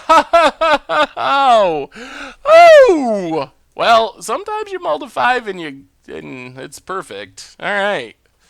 So the problem with engineered explosives as an answer to Blood Moon is engineered explosives requires a different color of mana for each counter on it. So we'd already have to have at least 2 colors of mana when we were casting it. I don't know. Maybe, I guess if we're... I don't know. Maybe it's worth it to try to play it on turn 3 and let it sit out there. It doesn't seem like a great answer. Oh boy. Yeah, this deck, I think this deck is just bad. But we're going to keep trying, because hopefully we will actually get a win with it. I feel like this is a cool, fun deck, and you could probably have fun with it on your kitchen table, but geez, I don't think it's very competitive. I think it's like the fun. Remember when we played the the reanimation deck of Obsidat, the Obsidat reanimation deck. I think that this is like the fun but bad version of that deck, basically. Yeah, it seems unlikely that the kids will be eating tonight. All right, quick 30-second break while we're waiting for round number 4.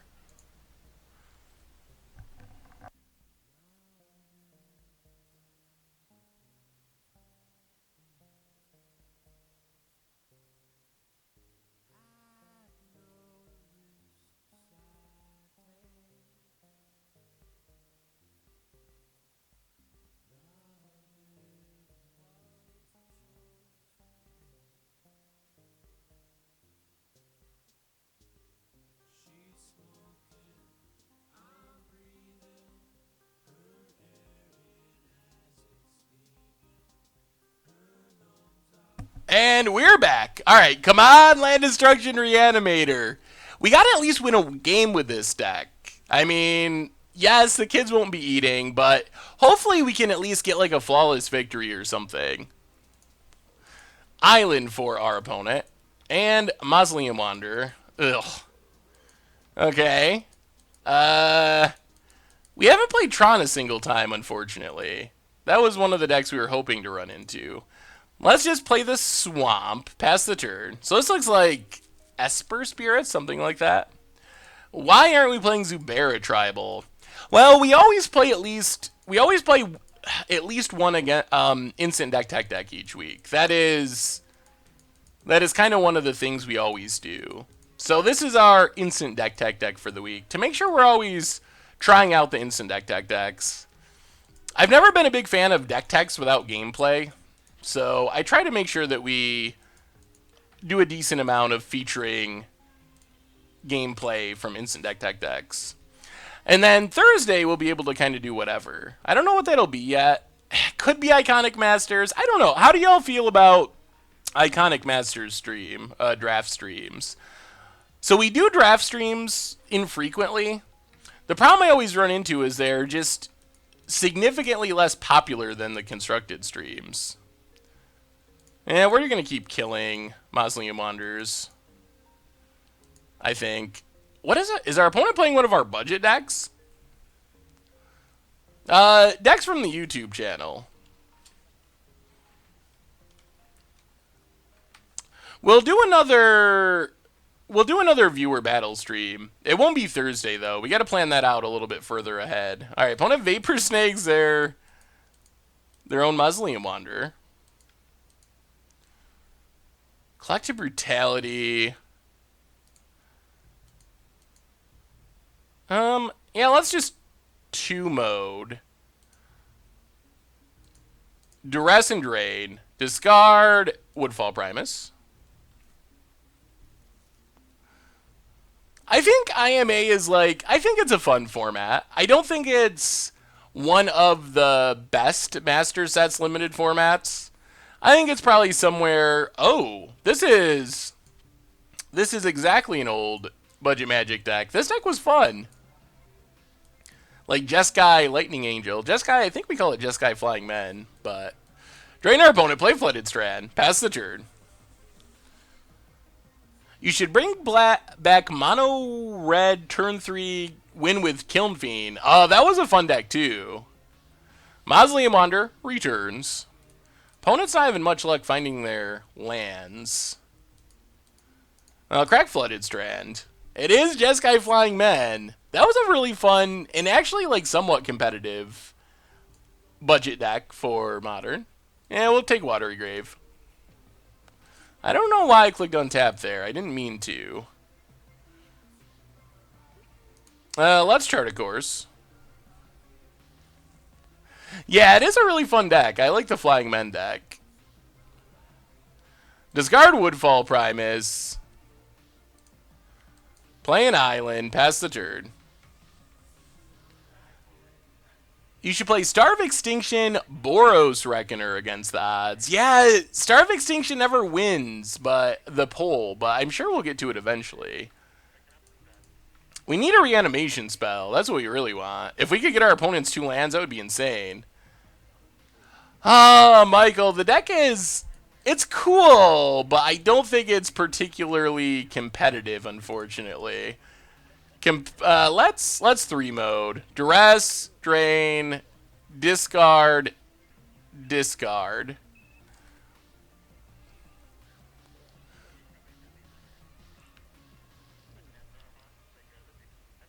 Yeah, footsteps would be so good here.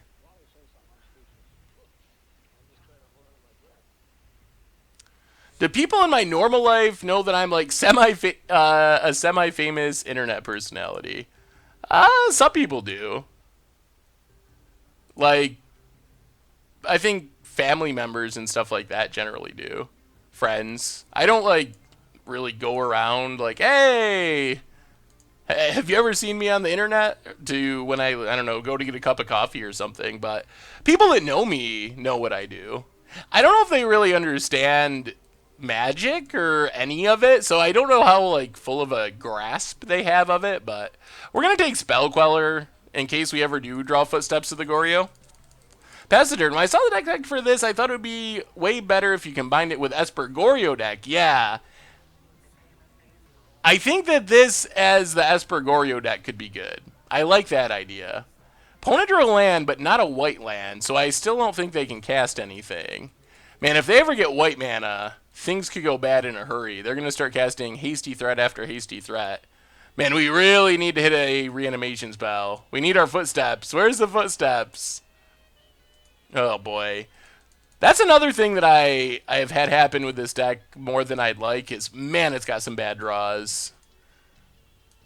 Like, there's a lot of cards in the deck that you literally can't cast, and it feels so bad when you draw them off the top. Opponent, still not drawing white mana. Come on, footsteps. Come on, you can do it, deck. You can do it. Yeah, I think this is a... Oh, footsteps! Alright, alright. Life is good. Life is good. So let's Woodfall Primus. Man, hopefully they didn't draw a counter. Oh, this might be the win that we're finally going to get. Comes back, blow up the red source. Put our opponent down to one color of mana. In the 200 box opening, the last card you opened was a Gisela Blade of Gold Knight. Would you consider making a modern deck around that card? I think that could be a fun one to build around. A long time ago, long time ago, we actually, it might be the very first episode of Mucha Brew that was attached to, oh, really? They drew a vapor? Oh, my goodness. Oh, that's, oh, that's a nightmare. That is the nightmare. Uh-oh. Hearing some people say it's laggy, and I'm not sure why that would be. Man, that went as badly as it could for us drawing the perfect card. Yes, we are 0-3, that's correct. This is a song, Lino di la Vida by Weisiger. Well, Collective Brutality. I think we just 2-mode it. Opponent, I don't think, yeah, we're just going to kill and drain. Kill, drain. Discard Woodfall Primus since we can't cast it. From my F&M experience, this deck has more power, but it scoops really easily to unanswered graveyard hate. Esper Goryo can easily hardcast Obsidian, for example. The Tron matchup is way better, though. Yes, that sounds about right. And I feel like Esper Goryo can play more normal decky and Wraths and more removal, so it doesn't take up as many slots with reanimation spells, which allows it to not scoop as much to go wide decks. Well, we get to do it again.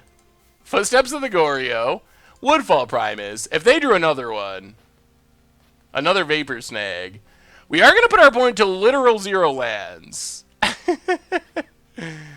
Yes.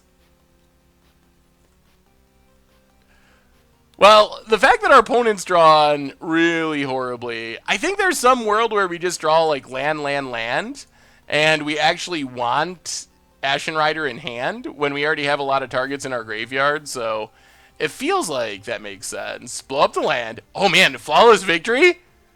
Oh, and they didn't have a Vapor Snag? Alright, go to end of turn.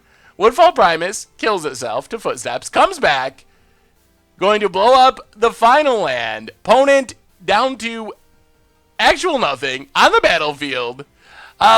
It's going well this match, this game. Ashen Rider is one of the only one of our targets that we can actually hardcast. And we already have an Ashen Rider in the graveyard, so is it likely that we end up hardcasting it? No, but is it likely we need another one in the graveyard? I think it's just kind of a fine hedge, I guess, to keep one in hand in case we flood out. Wow. All right. Well, let's keep the punishment going. Oh, we can win? Is winning better than killing all of our opponent's lands? We're gonna go flawless victory. This is probably a jerky thing to do, but we could have got back Elish Norn, and it would have made Woodfall Primus a 7/7, but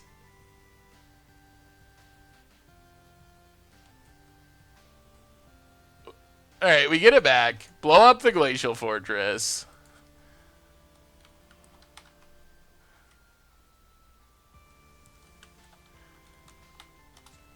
How much do I play a deck before going live?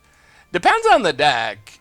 A lot of times, not at all. Sometimes a few matches. If it's a deck we've played on Budget Magic or another one of the series, then more obviously. But a lot of times we just kind of go into it in the dark.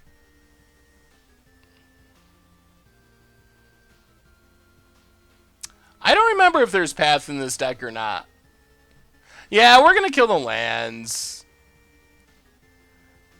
Winning would be kind, but flawless winning. We've had a rough run of matches, so I think we gotta go for it when we have the opportunity. Make a popular budget deck so you can eventually punish its budget mana base in a game against. It is the long con. The deck is not called Winning Reanimator. That is for sure. Land Death Reanimator, also just like Death Reanimator, because you always lose. It causes your own death. If Goryo reanimated non-legendaries, you could combine the two decks and make something. Yeah, that would be pretty interesting to combine them together. Blind play Vintage Doomsday. That's probably a bad idea. Rolsey for the 13th month in a row. Welcome back to the Fishbowl. Thank you for your subscription. Big scoops here for our new subscriber. Alright, Woodfall Primus coming back. Blowing up the final land. Next turn. Come on, no land. No land off the top. We want to get our flawless victory. Opponent! No! Yeah, okay. I guess it's a flawless victory in our hearts. Oh, boy. You should do a Treasure Clue Tribal for next Commander Clash. That does sound fun. Hey, see you, Shrooping Hawk. Have a good rest of the night. See you on Thursday. Losing deck Reanimator? That is probably true.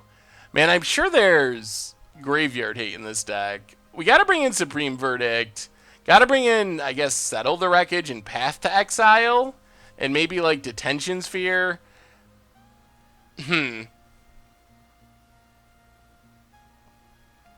Would you ever consider making a non-budget video for each budget Magic deck? You release a non-budget list for each deck.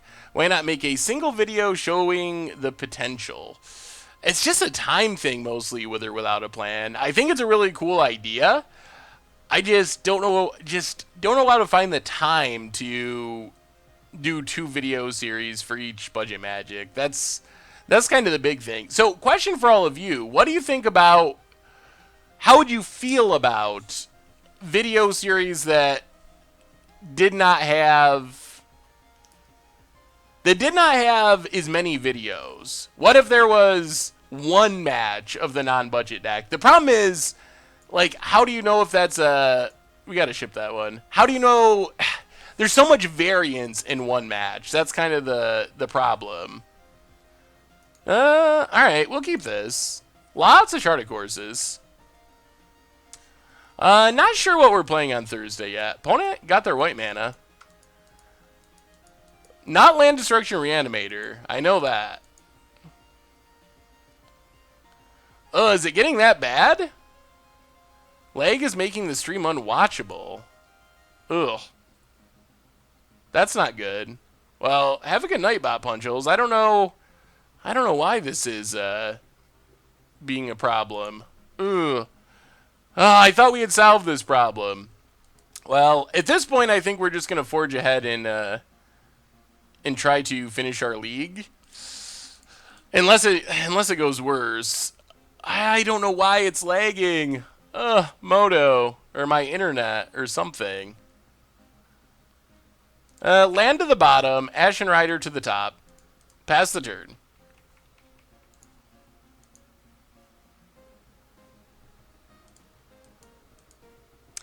Well, I mean, I don't think I have time to do... Ooh, there's Pride of Clouds. I just don't think I have the time to do Budget Magic and then do 5 matches with the non-budget version of Budget Magic. I just don't know how I would ever be able to record and edit that amount of stuff. Alright, so lag maybe kind of getting better. Huh. Alright, well, I'm glad it's not bad for everyone. That's good. If you're having problems, you can always try messing with the settings. Sometimes that's helpful. Judge is familiar for our opponent. Could we have a non-budget matches played against Richard or Tomer, so you're guaranteed to get the matchup that you want at least? Maybe. That could be interesting. But then picking the matchup feels weird, because I'd feel like, oh, I'm picking a matchup that's good for the deck or bad for the deck. Maybe it would have to be the mirror match to keep it fair. That's the only way to make it fair is to make it a mirror match.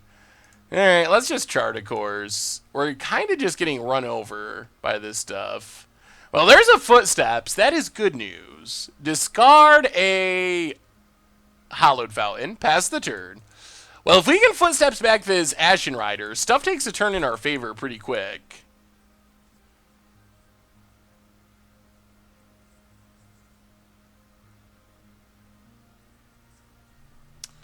Yeah, I think my biggest problem with internet is I live in the middle of nowhere, so the best internet I can buy is actually not that good compared to most of the world. Like, my optimal internet is, like, only average for most places.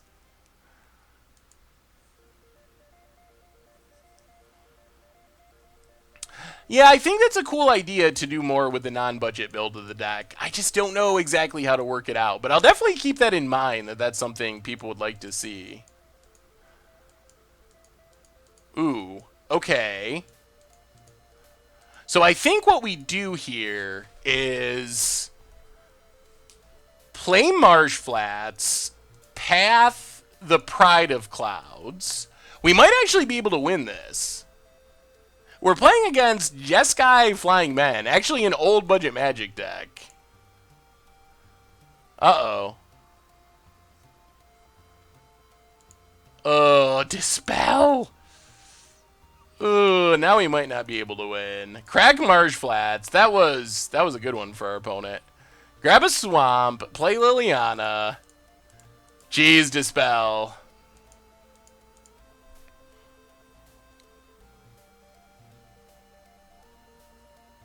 Yeah, I need to, like, clone myself to... Wow!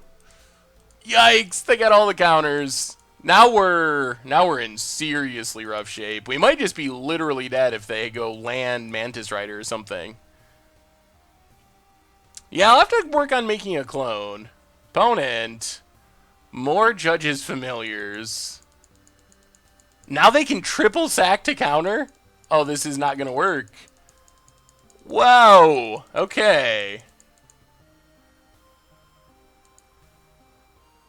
Well, at least the edge of nowhere, then. I'm sure there's more nowhere places, but... Well, let's go for this. See if our opponent actually, it doesn't even matter. We're just dead. Nah. Alright, let's see if there's some way our opponent messes this up. I don't think there is. They can do literally nothing and they win. Or they can sack all their stuff and win. Kill a thing.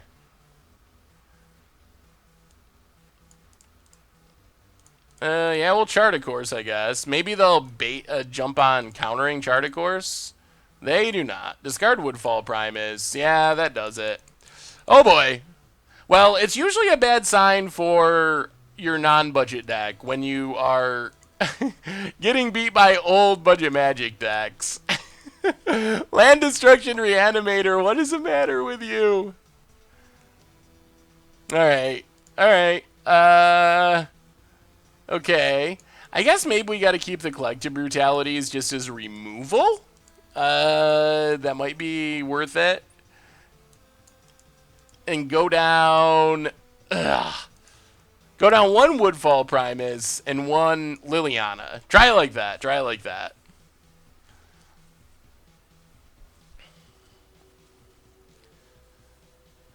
What other new content would you like to see? Having more content for non-budget versions of budget decks. That makes sense. Is there anything else that you'd really like to see? I know we talked about this a little bit before, but... yeah, we'll probably have time for Momir. Seems possible to likely that we'll get in a game of Momir tonight. More modern. My favorite non-MTG YouTuber. I don't actually watch that much non-MTG YouTube, honestly.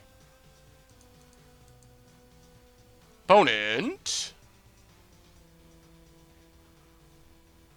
passes. Alright, let's just Fatal Push Familiar.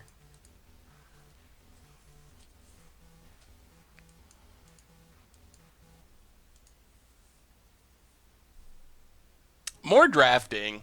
Yeah, we don't do a ton of limited stuff, but...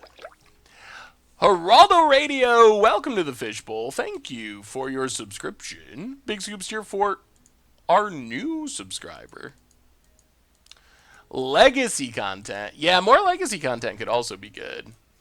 Mystic Monastery. Trying to make 3... That's brutal. That's a Tormod script. That's going to fizzle our first reanimation spell.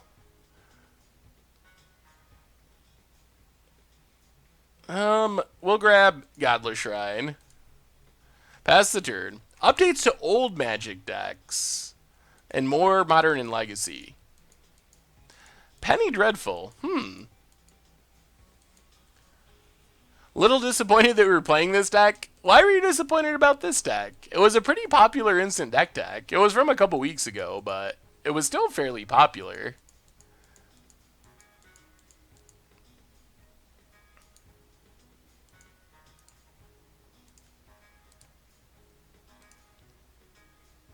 Let's just collect your brutality, kill the flyer, duress our opponent, discard Primus. You should have, you should pick viewers to make decks for you, and you have to play it either on stream or for Much Brew. That could be fun. The problem is, some of them would be really bad. There's like this weird, I don't know. People like janky decks, and I like janky decks, but I think there's like a limit to how janky people like decks. Because I kind of learned that with the 6 tribal deck that was not very popular. Yeah, it is kind of similar to Fishbowl Thursday, except we don't actually have to play those decks. And I kind of pick the ones... I get to pick the ones that I want or like, I guess. Well, I mean, I guess we just footsteps. Our opponent can sack and stop it, but we can't really stop them from stopping it. And then we get rid of the Tormod script.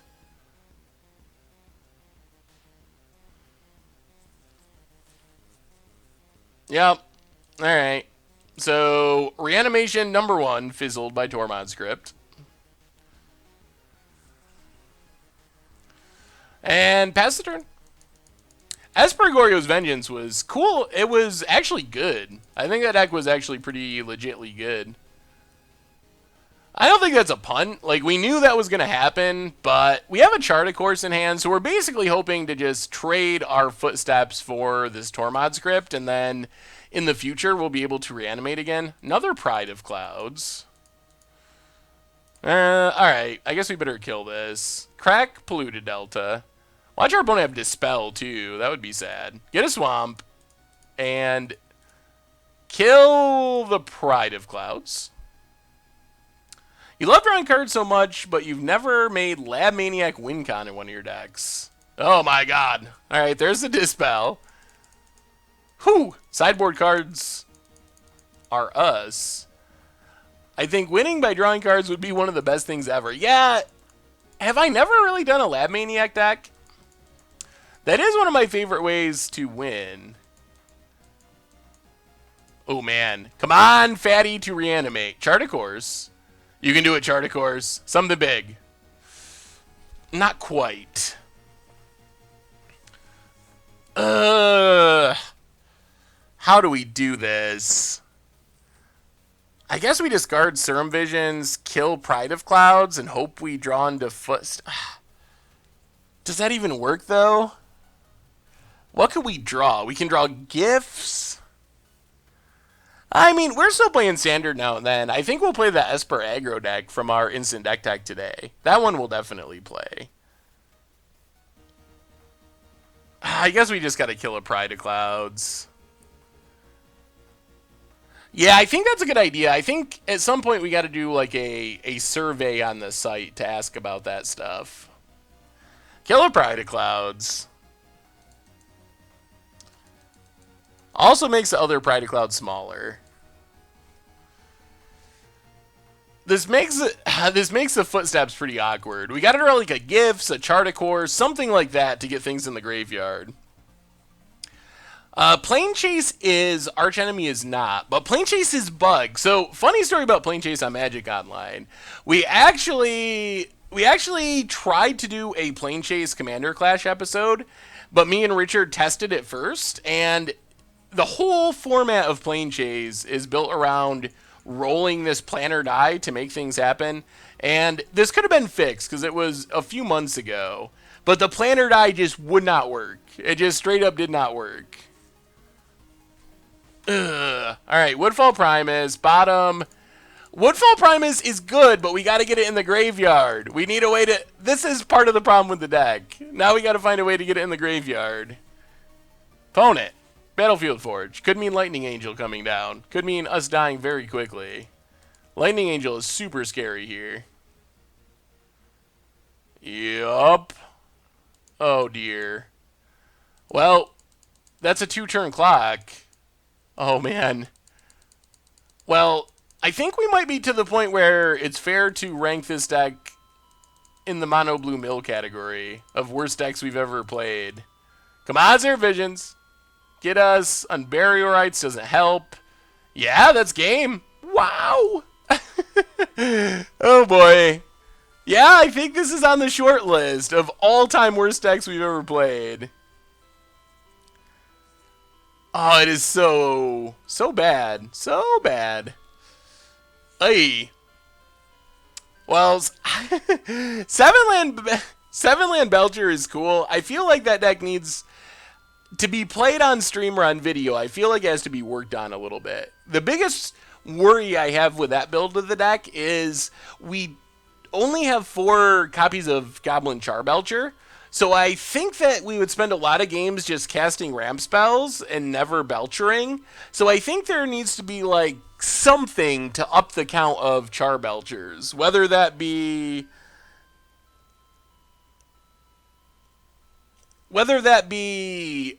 Whir of Invention, Fabricate, some way to up the number of Charbelchers in the deck. But I do think that we'll end up playing it at some point. But I think we got to tweak the build a little bit to, Yeah, we haven't found Tron a single time. Come on, one last chance. One last chance for Land Destruction Reanimator. We've won a couple games, but this feels like hardcore against the odds style deck. So, one lesson we've learned, if you're going to play a deck like this, just play the opposite of that deck. That deck we 5-0'd with when we played it. This deck we're probably going to 0-5. It shows how small changes can really change the deck. Like, getting rid of Obsidats and playing all expensive reanimation targets that only blow up lands. That actually takes the deck from 5-0 to 0-5, which is amazing. The bright side of things, we have time for Momir, and my Moto client is actually working. All right, Apes of Wrath, have your Moto ready, because I owe you the game of Momir. So I don't know exactly where you are on the list, but after what happened last time, you are at the top tonight. Serum Visions for our opponent. Ooh, all right. We're doing it. There's a Footsteps of the Goryo. Do we want this land? Probably. Well, yeah, I guess we'll keep it. Put on top. Played around Catacombs. 2 turns away from the double land destruction. Apes of Wrath is on top anyway, so that works out. Yeah, this is one of our infamous small Japanese tournament decks. What's an underrated card to build around in Modern or Standard? Standard, I was going to say like Paradox Engine, but it depends on the number of abrades. I really think the Belcher list I posted will do fine. Just take YouTube comments, or you can send the other way if you want. I mean, I'm not opposed to just trying it right out of the box. I'm just afraid of not drawing Belchers. I feel like the idea of the deck is solid. I don't have concerns about the idea of the deck. I'm just worried about not finding the actual Belcher. But maybe I'm more worried about it than I should be. What's up, Daniel from Brazil? How goes it tonight? Oh, Lingering Souls. Okay. Well, let's see if we can resolve our reanimation spell. The best thing that could happen is our opponent plays this Lingering Souls. If our opponent plays Lingering Souls, we get to double Ashen Rider, and that should go a long way. I think we actually want to play against Control to some extent. Yeah, Wargate is a possibility, although it requires going from mono green to 3-color. Whir of Invention is a possibility. Even just splashing a little blue, which would be easy to do because you got all the Sakura Tribe Elders and stuff. Play like one island. And go that direction and use Fabricate just to put it in hand. All right, it's time. Footsteps, our Ashen Rider. Ashen Rider. Surgical Extraction in the main deck. Let's start with, I think Surge for his Kanta actually is the most threatening. Take up Liliana. Yeah, we have run into all bad matchups. I think we would have, if we had run into like Tron in mid-range, I think it's definitely possible that we would have went like 2 or 3 or something. So I think the deck is not great, but it's also, we also did honestly run into a lot of our hardest matchups. So I think it's kind of a wombo combo of those two things. I've seen straight up blue-green Belcher decks in Modern. Yeah, I could see that. Just to have another way to find Belcher. It feels like since the deck is oh, Ancient Stirrings, yeah, that helps. That is a good idea. Maybe that's enough. Maybe just Belchers and Ancient Stirrings is enough that we'll have them with regularity. I had this crazy deck idea built around using Shadowborn Apostle and then Surgical Extracting it. Massively decreased the number of cards in my deck. Is there any world where that could work? I have actually seen a combo that's exactly like that, Vort, and it used, oh man, Sheldock Isle was the payoff. So you exile all of your apostles, try to have an Emrakul under the Shelldock Isle, and then you just win. You cast your Emrakul, you get the Emrakul trigger, even though it's coming from the graveyard, and you just literally win the game. Let's think about this. I think we're going to 2-mode a Collective Brutality, duress our opponent, and kill a spirit. Discard Unburial Rites.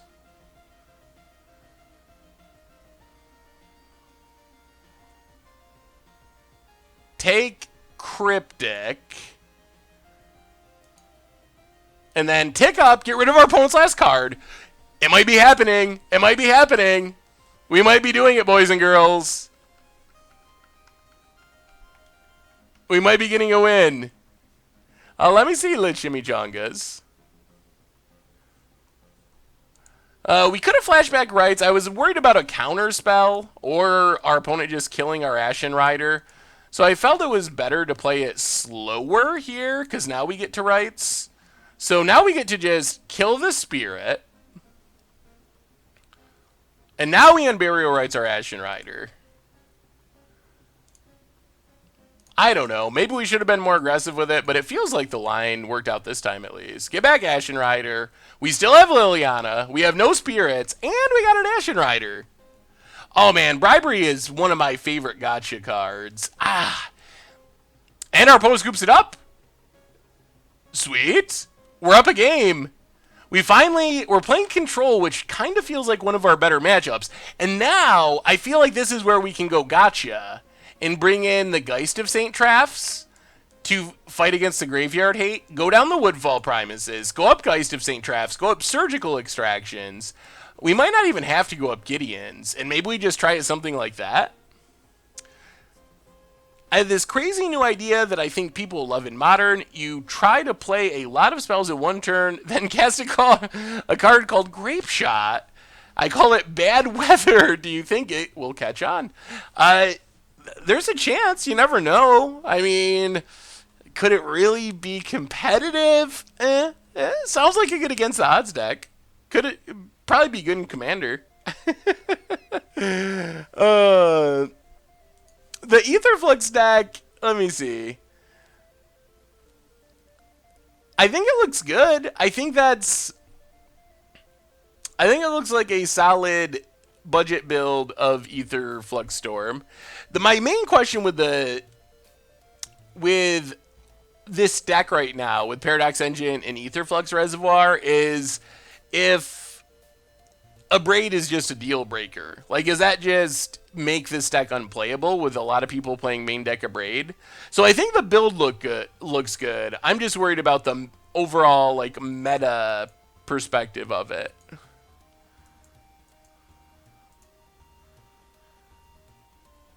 Espergorio. Ooh. So this looks sweet. I like the Jace. Jace was awesome in this deck. So that seems like a good addition. I'm definitely interested in trying Obsidats in it as well. That feels like one of the other things that I would really want. So yeah, that's my main concern is Abrade. Like, I guess I gotta test it more. Godpharaoh's Gift works, and it's built around an artifact that dies to Abrade. Hey, see ya, Dr. Cheesy. Have a good night. Hey, Seth, I have this great against the odds deck for standard. Involves flipping Argus Bloodfast, carries Ev's expertise, hijack Wrangle, captivating crew along with Yanni and Bandu to steal creatures and sacrifice them all for value. Do you like it? Yeah, that sounds pretty awesome. I think it was before the most recent set. I think it was over the summer. I started working on a budget deck like that was based. It used the enchantment that I can never think of.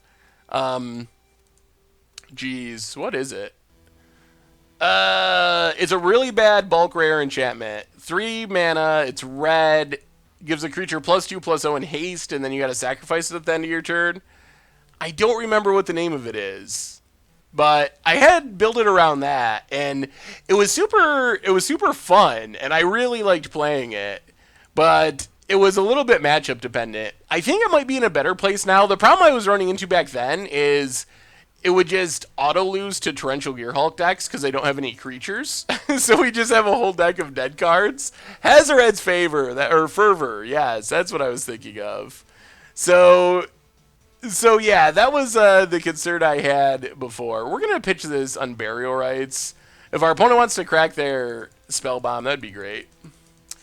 Not Sneak Attack, although that is a powerful red enchantment.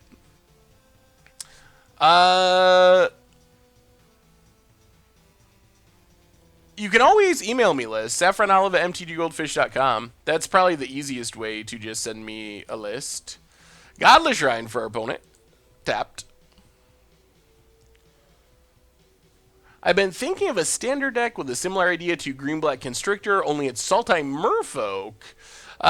Yeah, I think that could work. I think that's a possibility. Charticores. Do we just slam this Geist and hope it resolves, or do we go digging? Let's keep digging. See if we can find a Thoughtseize or a Brutality to force it through. Our opponent's not really pressuring us yet. Tar Pit's actually pretty good here. Let's pitch Godless Shrine. Play Polluted Delta. Pass the turn. Tar Pit can be good in the long run. Have I worked on any dubious challenge decks? Not recently, although we have played it in the past. When will we see some Arcane Adaption jank in Modern? Would you make a combo or make Death Shadow 14/14 unblockable with Merfolk Lords? We played it against the odds deck, and it was built around Arcane Adaption with Turn Timber Ranger, which makes Infinite Wolves. The combo is actually really fun just to make Infinite Wolves. Build us around Budget Magic Deathcloud. Oh man, Deathcloud is one of my favorite cards. I love cards like that. I think it looks pretty sweet. Oh, Deathcloud is so powerful. Yeah, I think that the lack of go wide decks is pretty solid. Let me see. Is there any specific suggestions? Smallpox is interesting.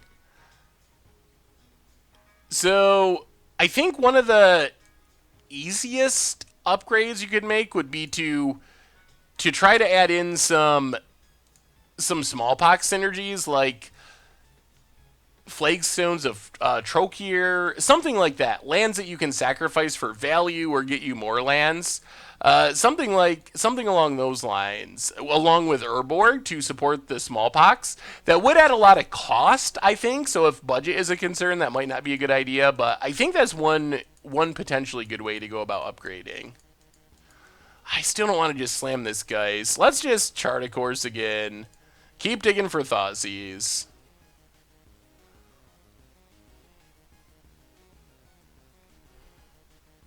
Bloodghast, that's another good possibility. Geez, we're not going to find a Thoughtseize, are we? Discard Watery Grave. Play Tar Pit, pass the turn. Alright, I mean, at some point we're probably just going to have to play Geist to Saint Draft. It's basically to protect the Geist to Saint Draft so we can attack into creatures sometimes and then prevent 2 of the damage. So it's kind of just a low opportunity cost way to make Geist a little bit better.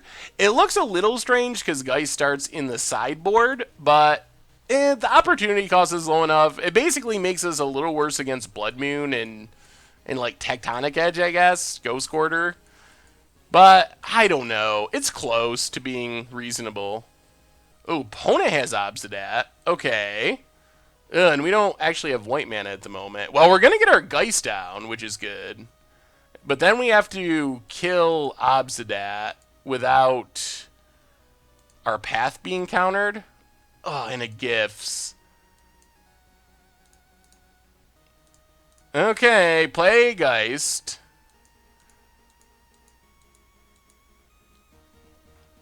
I don't think we can race unless we resolve this path. And I don't know if we'll resolve the path. Oh my goodness, this is going to be close. Pass the turn. We're not doing well as far as winning the Anchor God, but we're having some fun. Pummeler's fine. Pummeler has been one of the best budget options for a long time, so it's cool to see it having success for that reason. I always like to see budget decks that become really high tier playable, because it really helps for everyone that's trying to like play Magic and not spend $1,000,000. So I like it from that sense. Pummeler's budget Magic, one of the good ones from as soon as Kaladesh released. So I want to know your opinion on a deck I got inspired by Giant Monster Games. Made green-black Hardened Snake deck, and I was wondering if Heartless Summoning could be an interesting inclusion in the deck.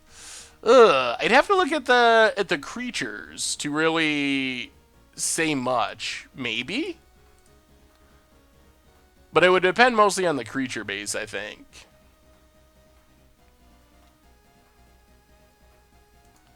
Alright, let's Path Ghost Dad. Come on, no counters. Whoo, it worked! It worked.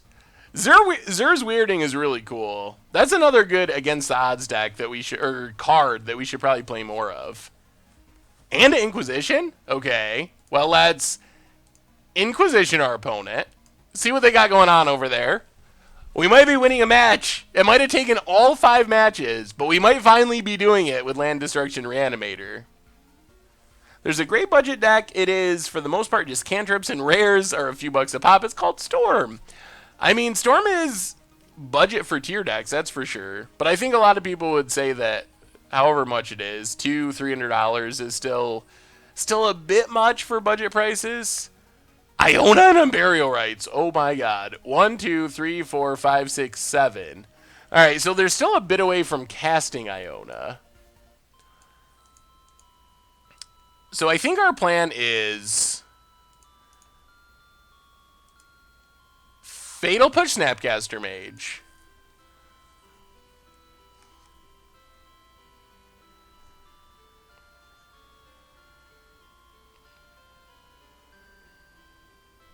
I mean, no Storm fetch is legit. Even some of like the best Storm players in the world don't actually use fetches. So I think that there's an argument that that the ideal build of Storm doesn't want fetches. Hit our opponent, pass the turn. We're just going to gifts here, but I'm not sure how we're going to gifts. We're going to avoid the 5-0 dream. That is our goal. Alright, opponent Inquisitions. Sure.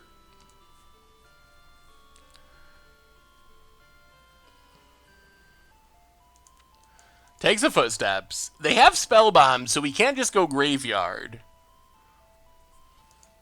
Alright, let's fire off our gifts and see what we want to find here. I think we gotta go full out value gifts. Is Waste Not Storm viable? I've seen some deck lists. It looks fun. I don't want to spend money on it if it sucks. I've honestly never played it. And I haven't seen it put up results, so I guess my answer would have to be I'm not sure if it's actually viable. So what can we take here? Huh.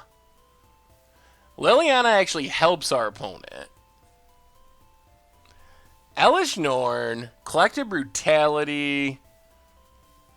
Huh.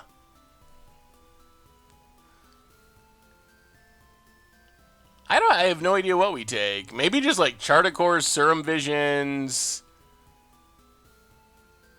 Land, and Elish Norn? Charticores, Serum Visions. Another... Do we have another Tar Pit?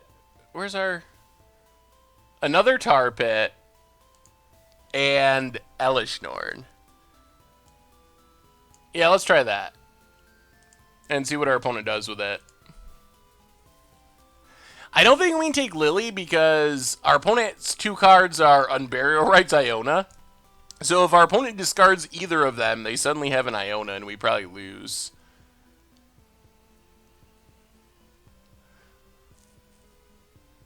So I think this is fine considering we can't really use our graveyard and we can't make our opponent discard. Both of those things are bad for us.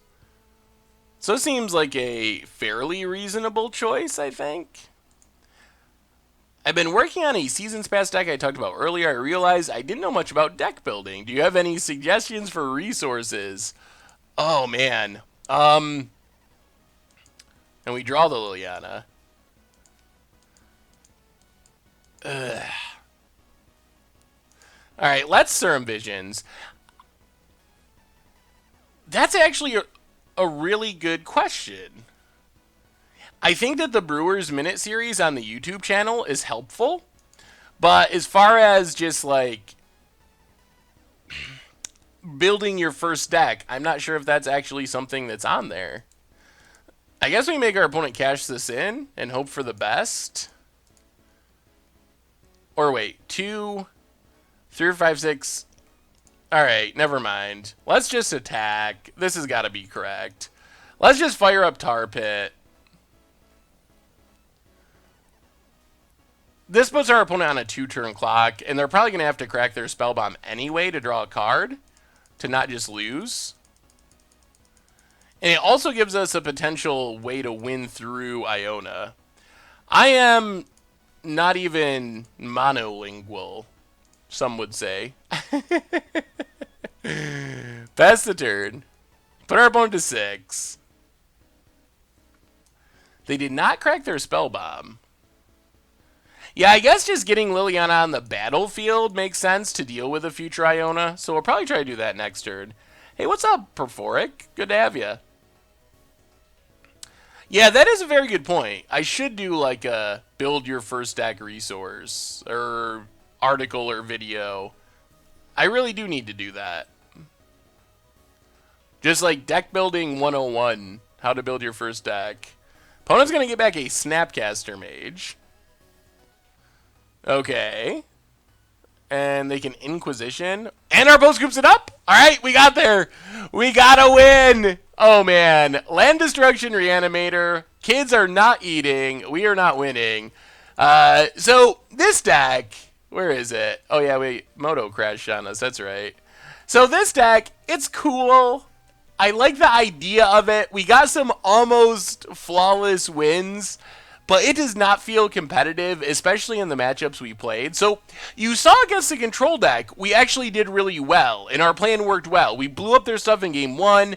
Game 2, we sideboarded in Geist. They couldn't deal with it. So against more controlling decks, and against Tron that we didn't play, I feel like this deck could function.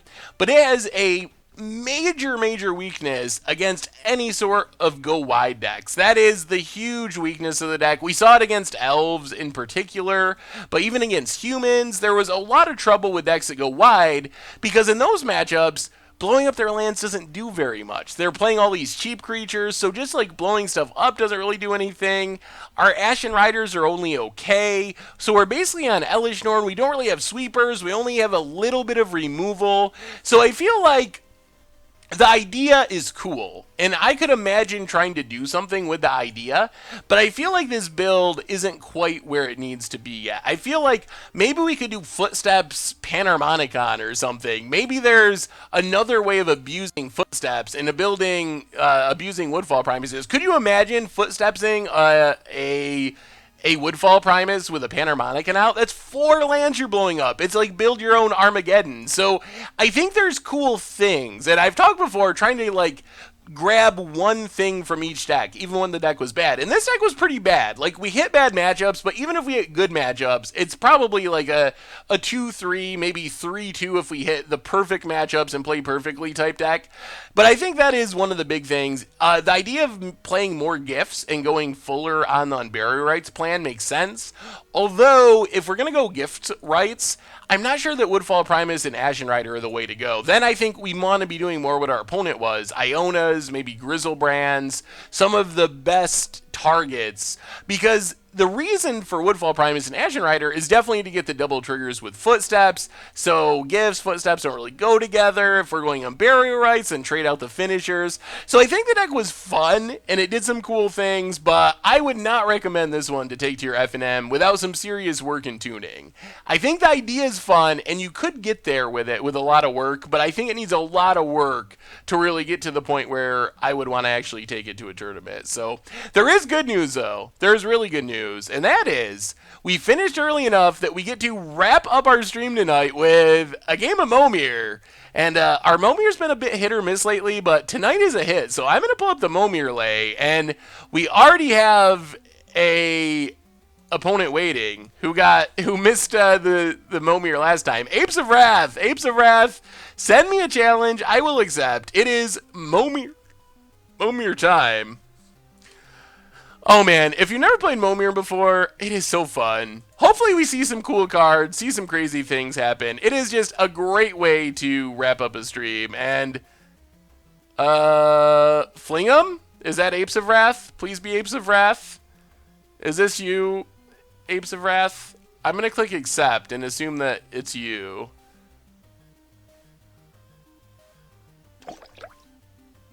Okay. Challenge accepted. The Jet Alert, welcome to the Fishbowl. Thank you for your subscription. Big Scoops here for our new subscriber. Alright, so if you've never played Momir before, it is super random. It's basically the Magic version of Hearthstone, although it was around before Hearthstone. You start with a Momir Vig Simic Visionary Avatar, which makes your starting life total 24. You can pay X, discard a card, and your deck is all land, so you're discarding a land. You get a token that's a copy of a random creature of that converted mana cost, only do it once a turn. So basically, every turn, you get a random creature of a certain converted mana cost, an increasing converted mana cost, and you hope for the best. There's no removal spells, there's no counter spells, so who knows? Oh man, Glittering Tooth Worship. That is, man, if I hear Worship, I'm all in on Worship.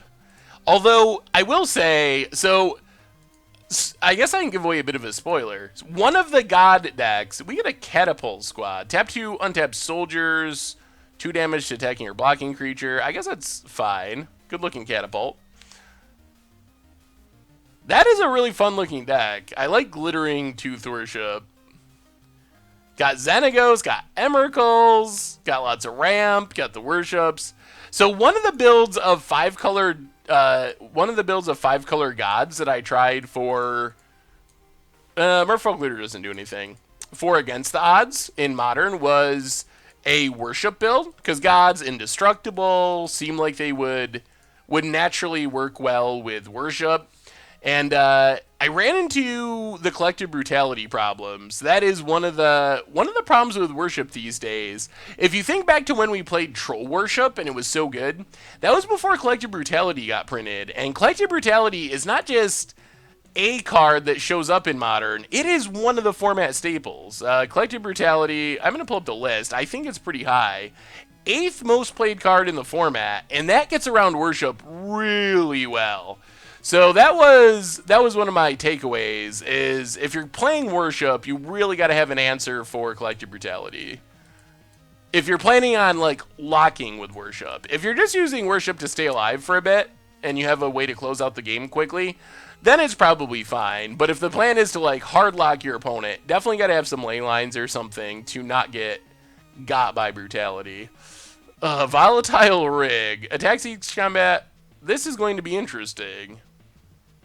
Can we argue about Attune being banned? Alright, so let me say this. I don't think Wizards should ban anything before Rivals of Ixalan comes out. I think we should get Rivals of Ixalan, should see if it changes anything in the format. So that's my feeling. However, if the format is the same as it is today, I am on board with it being banned. That's my take on it. So, but I want to make it super clear, I'm not calling for Wizards to ban anything now. I don't want to see something get banned right this second, anything like that. So what does this do? It's a 4/4 for 4 with trample, tax each turn of Fable. When it is dealt damage, flip a coin. If you lose the flip, sack it. When it dies, flip a coin. If you lose the flip, it does 4 damage to each creature, each player. Okay. So this is interesting. I guess we attack. So if we lose one coin flip, we lose the rig. If we lose 2 coin flips, we wrath the board, maybe? Or wrath most of the board? What is your take on Attune and Standard in general? Opponent does weird chump, but I guess it makes sense to get the trigger. Flip a coin. Tails never fails? Tails always fails. Tails never fails? Or heads? What's the head saying? Let's go heads. Hey, we won the flip. Although, I don't know if that's good. I think we wanted to lose. I think we just got double flip there. We do get to make a 5-drop, though. 5-drop is...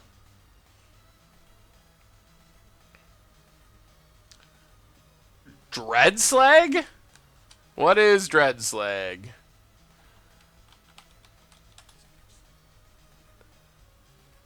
Gets -4 for each card in your hand. Ugh! Alright. Ouch. I think that I just think, yeah, it sounds crazy to say Attune should be banned. Because it's a lay of the land. Why would you ban a lay of the land? But I think that's the best way... I think that's the best way to make energy not as prevalent. I mean, if you're fine with energy, then yes, obviously, if you're going to ban something to target energy, I think Attune would be the card you ban. But that's even up for debate. Maybe energy is not as bad as it feels, or as prevalent as it feels. My wife was laughing at Seth saying Zubera so many times in a row during that video. We played a lot of Zuberas, though. In my defense, we were casting Zuberas. Yeah, his opponent gets to kill our thing. They had to skip their turn to do it, though. Let's make a 6. Wormcoil? Sovereigns of Lost Alara. Exalted. When attacks, search your library for an aura card. This actually used to be part of a tier standard deck back in the day with Eldrazi Conscription. Hypnotic, welcome to the Fishbowl. Thank you for your subscription. Big Soups here for our new subscriber. This is a card we should build around in Modern. I mean, it's expensive, but whenever a creature attacks alone, you get to search for an aura, which means it kind of comes down with haste. You just play it and attack with a random creature and get to immediately tutor an aura. Maybe this in, like, Zur? Sovereign Zur? Zur of the Lost Alara? I don't know. The name is a work in progress. It's a working title. 7 mana. Still no Phage.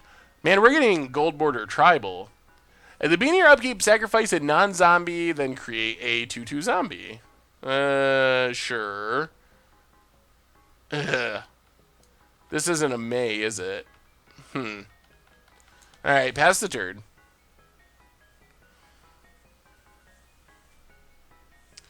Let me take a look at your deck, Tilt-ifing.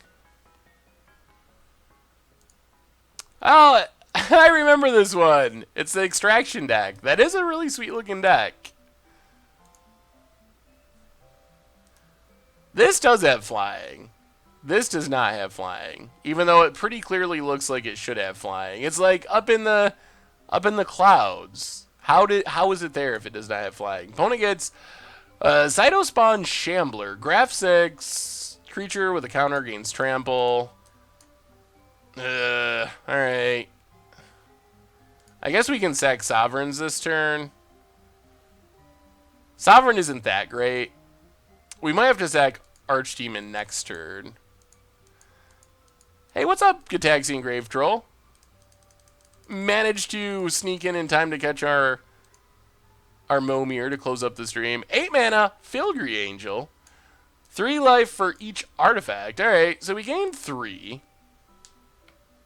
And we get to attack with Archdemon. Honestly, I'd rather see Rogue Refiner banned over Attune because that card draw ads.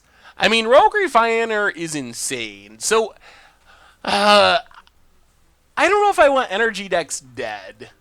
I mean, maybe I'm okay with that. I don't know. I haven't really thought about that. But I feel like I feel like maybe Attune kills energy decks, but I feel like Attune forces energy decks to be like 2 colors instead of 4 colors. I think what I've been disliking about energy lately is it feels a little bit like J Standard with the fetch lands, where because of Attune and Ether Hub and all the energy, that it's really easy to essentially just be like 4 or 5 color, play all the best cards. Yes, you got to play a bunch of energy cards, but still, it ends up just being 4 or 5 color, play all the best cards possible. So I kind of wish that that aspect of energy was diminished. All right, we'll block. Oh, thank you, Tiltfling. I'm glad you enjoy it. Opponent blows up a land, unfortunately. Archdemon, gonna have to sack itself. We get a zombie.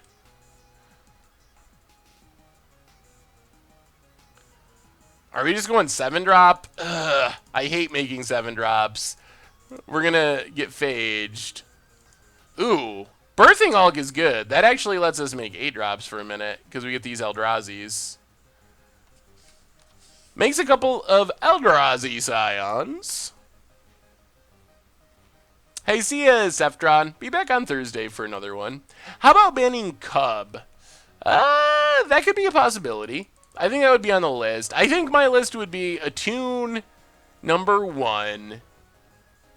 Maybe Ether Hub, although that sounds crazy along with Attune. Then maybe Rogue Refiner, then Long Tusk Cub in that order. So I think Long Tusk Cub would be like 3rd maybe for where I would put it. You can make 0-drops with Momir. Unfortunately, you're getting like Memnites and Ornithopters and things like that. Some of them have Defender, which make them even worse. All right, big hexproofy thing.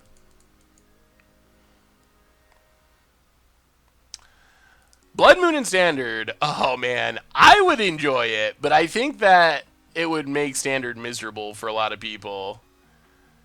Personally, I would be fine with it, but I also know better than to think that that's a good plan.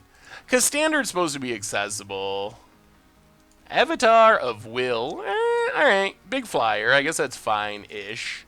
Pass the turn. The problem is our opponent's eventually going to be able to trample over with this Shambler.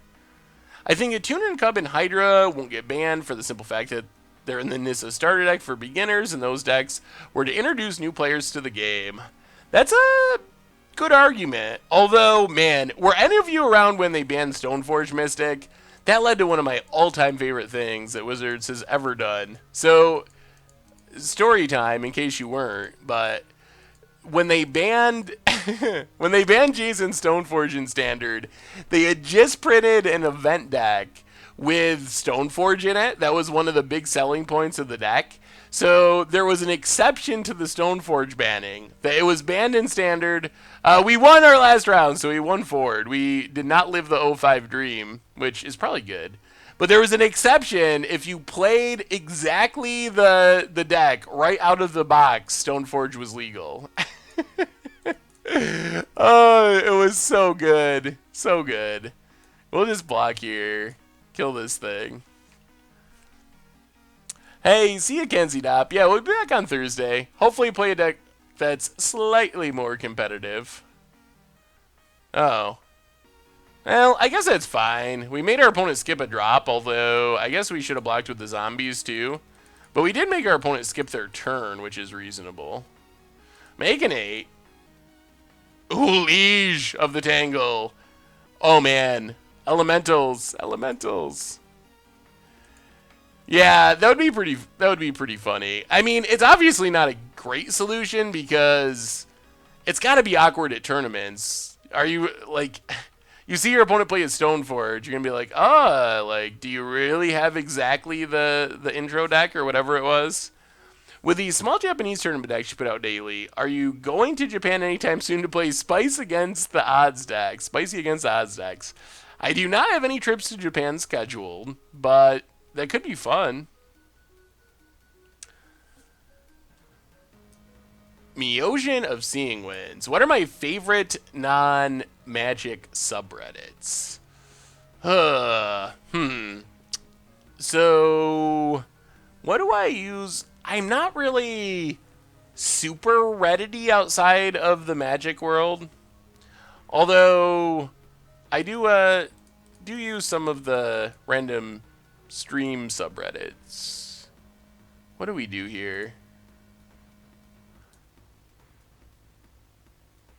Our opponent got a...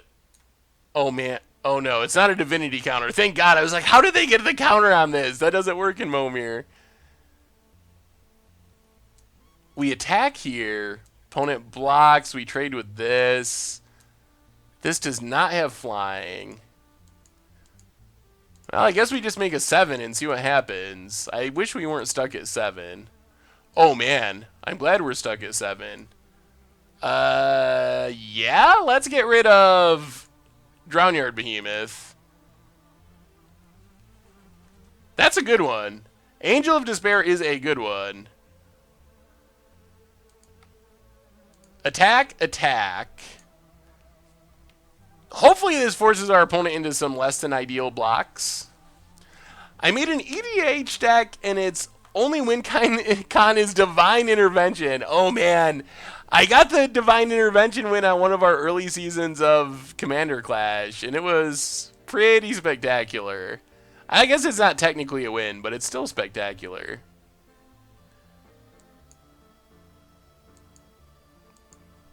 It feels weird to not just blow up a land, but I think that was correct in this case. So kill those two things. Pass the turn. We still have 2 big flyers.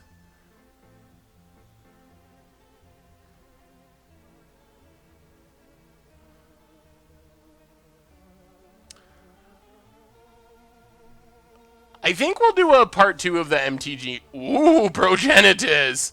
Well, thank God it does not have flying. We can actually beat a Progenitus in this scenario. Kibler missed an Angel of Despair trigger? I don't actually remember that for some reason. No reach, no flying. Angel of Despair and Avatar Will. Gonna take down Progenitus. Bring to light Kiki value. That sounds pretty fun, Anchor God. Yeah, let me take a look at it. 6 Danish goldfish in a trench coat. That's me. Alright, we got there. Our flyers take down the Progenitus. So on to game 2.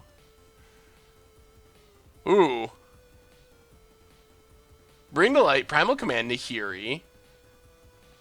I think that looks solid. Got some combos. Nahiri's good in the deck. Lots of value. That actually looks like a really fun deck. Bring to Light is a really cool card. Sorry, Apesarath. You got one more game, though. It's not over yet. You can get Redemption or Revenge. Let's keep. Usually a good idea in Momir.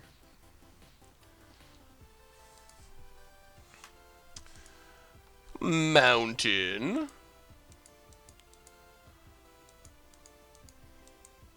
That's a good question. I'm actually not sure how people are removed from... Is it...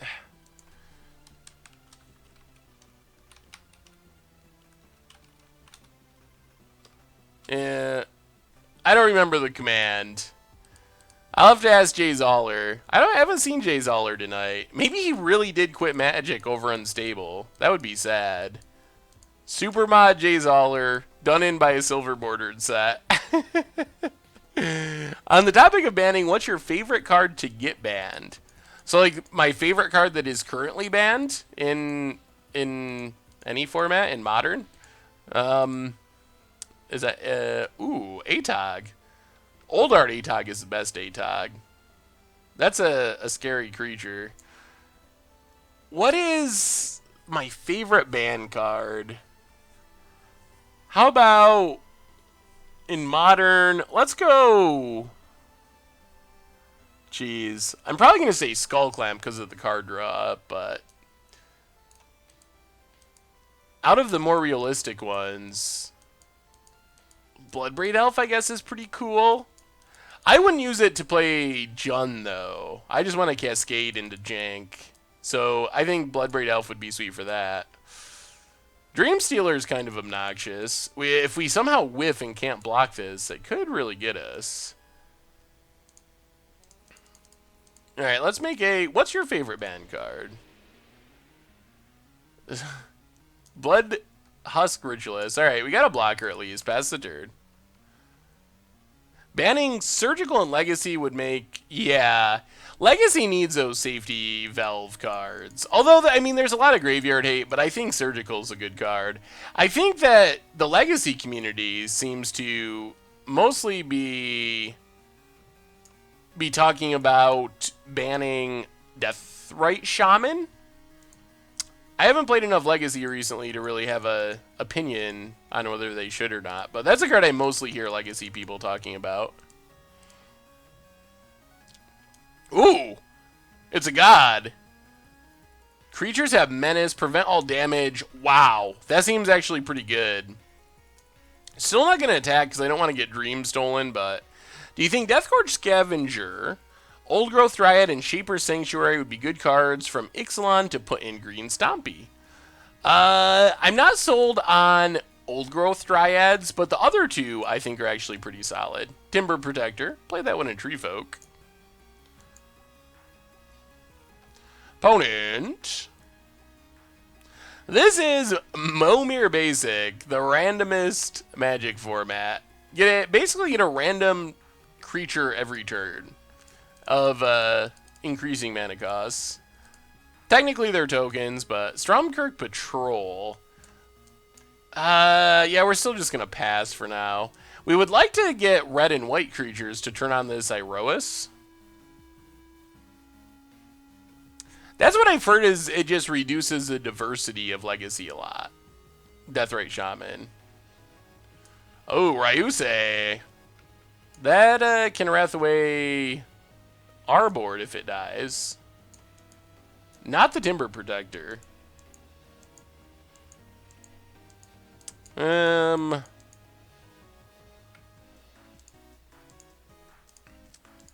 block. Get rid of the Timber Protector. It is definitely a unique format. One of the most unique formats you'll play. It is fun, though. You see lots of cool random cards. Find lots of cool old cards. It's a fun, like, somewhat casual way that we try to close out the stream when we have a few extra minutes after the league. I like it. For me, it's kind of a fun in small doses format. Root Elemental. When it's turned face up, you can put a creature card from your hand onto the battlefield. Ooh. That could be a fun commander card. For me, it's kind of a small doses format. If it was the only way I could play Magic, I would go insane. But as a once in a while play a few games format, it's really fun. Roas? Alright. I'll say it that way next time. Oh, Wrath of Ryusi? Does our opponent want a Wrath is the question. Oh my, 7/7 Dream Stealer sounds miserable. All these things sounds, yup. Copies the dragon. Well, now we gotta find a way to beat a 7/7 flyer with a broken board, empty board. Still, one of my best memories of Magic Online was when we played on stream, and I got you good. Yeah, you definitely did get me good. It is really fun for stuff like that. This is Magic, although the format we are playing kind of does feel a little Hearthstone-y. Momir has a bit of Hearthstone flavor thanks to the randomness. Silent Sentinel cannot actually stop the 7/7, although it is adding Devotion for Roas. What's our opponent get? Cumulox. Alright. We need another big flyer or something to stop the 7/7. Opponent gets in. Hits us. Alright, Momir. Be good to us. Big flyer. Big flyer. You can do it. Okay. That actually kind of works. And it's adding Devotion towards Roas.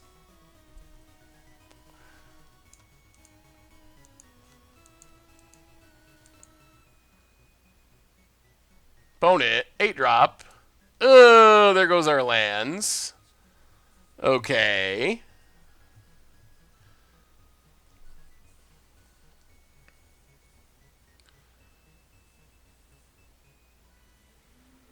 How do we win this game?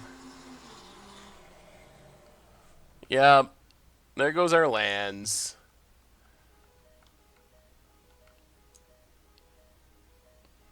Return enchantment. Okay.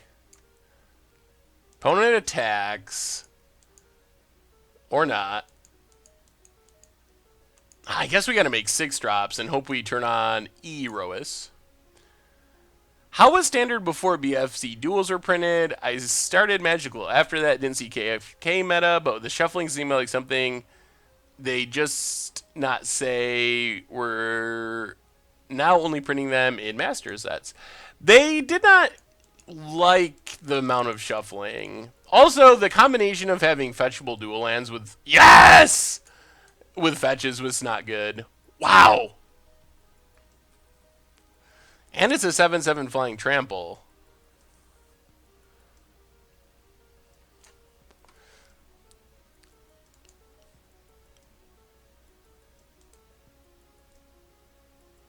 Well, I guess we attack 4/7. Indestructible. That was a good hit for 6 mana. Pass the turn.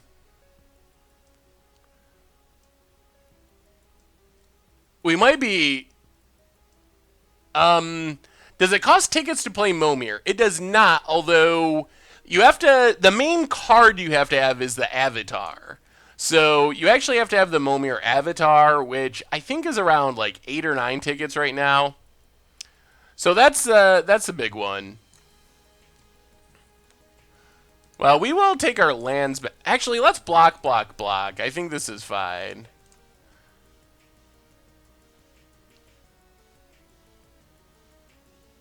Is this silly? Block here. This makes more sense. Block here, block here. Yeah. All right, there we go. Then we kill this, and the Ryusei damage kills this. And then we get our lands back. And we don't really want to attack. This makes us sack half of our non-demon permanents when we attack. Yes, we will lose our Silent Sentinel, but cost our opponent some mana. Alright, land's coming back. Now we're way away from having our God on, though. The lands you get for free, Momir's used to be like 10 or 11 tickets, but I think it's a little cheaper than that now. You can also buy the whole thing from the store if you want to for $10, I think, the Moto store.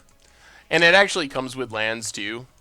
But, yeah, lands you can get for free for sure. Tunneler Worm. Alright, let's get in there. We might actually be kind of winning. This Sphinx, if our opponent doesn't hit a flyer, is actually going to go there.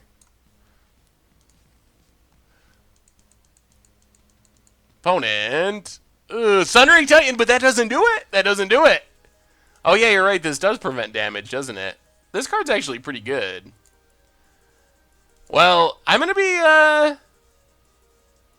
be playing more Commander Clash. There was an emergency. They were recording Commander Clash today. I was working on the next Mucha Brew, and suddenly I get a frantic message that someone had an emergency and had to leave in the middle of the game. So I jumped on and filled in. So I'm going to be, I think, in this week's Commander Clash as well. And we got the GGs. So, Apes of Wrath, thank you so much for the game. I'm glad we finally got to do it. We've been trying for so long to actually get in our Momir game, but it finally happened. So, good game, good game. And good night, Lee Chimichangas. And actually, I think this brings us to the end of our stream for the night. I think we've reached that time. So, you all are amazing. Let's do our reminders on the way out the door. Replay YouTube. Good game again, Apes of Wrath. Thanks again. Replay YouTube, where you can find all the old streams if you want to relive the joy of Land Destruction Reanimator. You can always check that out. It'll be going up tomorrow. Normal YouTube, 5-color gods coming up on Against the Odds tomorrow. Puzzle coming out tonight from Possibility Storm. Budget Magic went up last night, so keep an eye out for all that stuff. Deck techs, all the sweet stuff. Merch page, where you can find tokens and t-shirts and playmats. Keep that in mind to support the stream and the channel and the site. So anyway, everyone, that brings us to the end for the night. Thank you to 595-02413 for the donations. Also, Seth Daddy69, GG Easy Bar. Thank you so much. Definitely appreciate it. Thanks to everyone who subbed. Thanks to everyone who just hung out. It's always fun, even when we're going 1-4. And that's because you all are amazing and make it such a fun experience. So, of course, we'll be back on Thursday with another one. Hopefully not 1-4ing, but having fun no matter what we're doing. So, until Thursday, have a wonderful evening. Thank you again, everyone, for being awesome. I know it's been a weird week in the community, but I love all of you, and I think all of you are amazing. So thanks for just hanging out and having fun and playing Magic, not having any drama or any of that stuff. So it was a blast. We'll do it again on Thursday. Until then, I will talk to you soon.